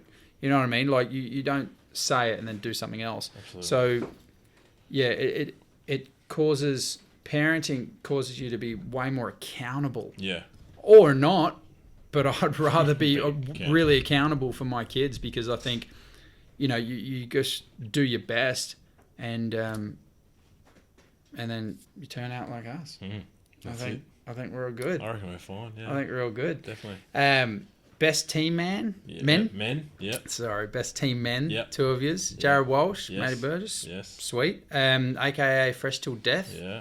What are we waiting on? Anything on that side of things for you coming out? Yeah. Any new music? Yeah, I've got a couple ready to go. Sweet. I'm just waiting on labels. Basically, that's the biggest hold up in the whole process. Yeah. Obviously, they've got release schedules that hurt? and stuff like that. Because I'm waiting for this to be released. Yeah, it does. And I've got 7 episodes. Yeah. I'm like, it does because Jamie, let's go. He knows because who I'm it is. sitting there waiting for Yeah, you're like, you know, and I've had songs where I'm like, I'm at a time where I'm like, I fucking need something out now. I can't wait for label, and I'll just put it out independently. It doesn't do as good, but it still gives me something to push. So yeah, I've got a couple sitting there ready to go that I'm just waiting on labels. and then I'll get cracking on a few more hopefully by the end of the year and Perfect. get them out. So And the podcast. New episode up every Friday. Yeah. Um, And so is that going to just go year long? You don't know yet? Like sport, what sport? Always, just whatever you're into? Yeah, I guess it'll... Will there be a break because you might not be into sport? No, I think... Just winging it? Yeah, I think we'll just wing it, see where it goes. Perfect. There's always some sport going on. There's always a sports story. So we'll try and capitalise on that. And yeah, I guess as long as we can keep having fun with it and keep enjoying what we're doing, then we'll do it. Perfect. So...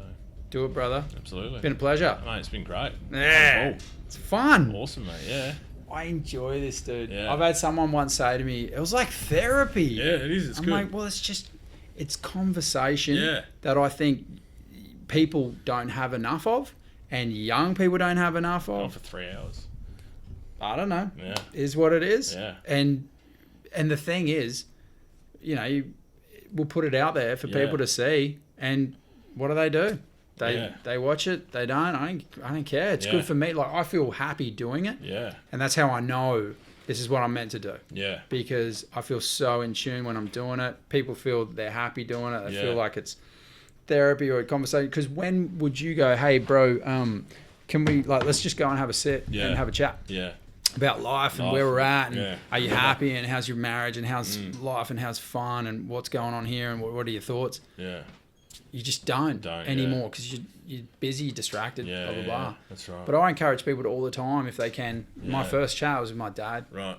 Best thing I ever did. Yeah, it's good. Because my dad brought me up. Like, it was just the best thing I ever did. Yeah. And, and then all you extra great people as well. No, it's So, fun, but man. we'll wrap it up. But maybe later in the year, Yeah. I'll have you back on. Cool. We'll talk more music, what you're doing, your podcast, Yeah. going Stuff will overseas, be happening, so enjoying life, marriage, all the normal, all that stuff. and watch this space. Keen. Cheers, brother. Awesome, mate. Thank you. Good man. Cheers. What's out that damn? How's your legs? Yeah, it's tight. It happens.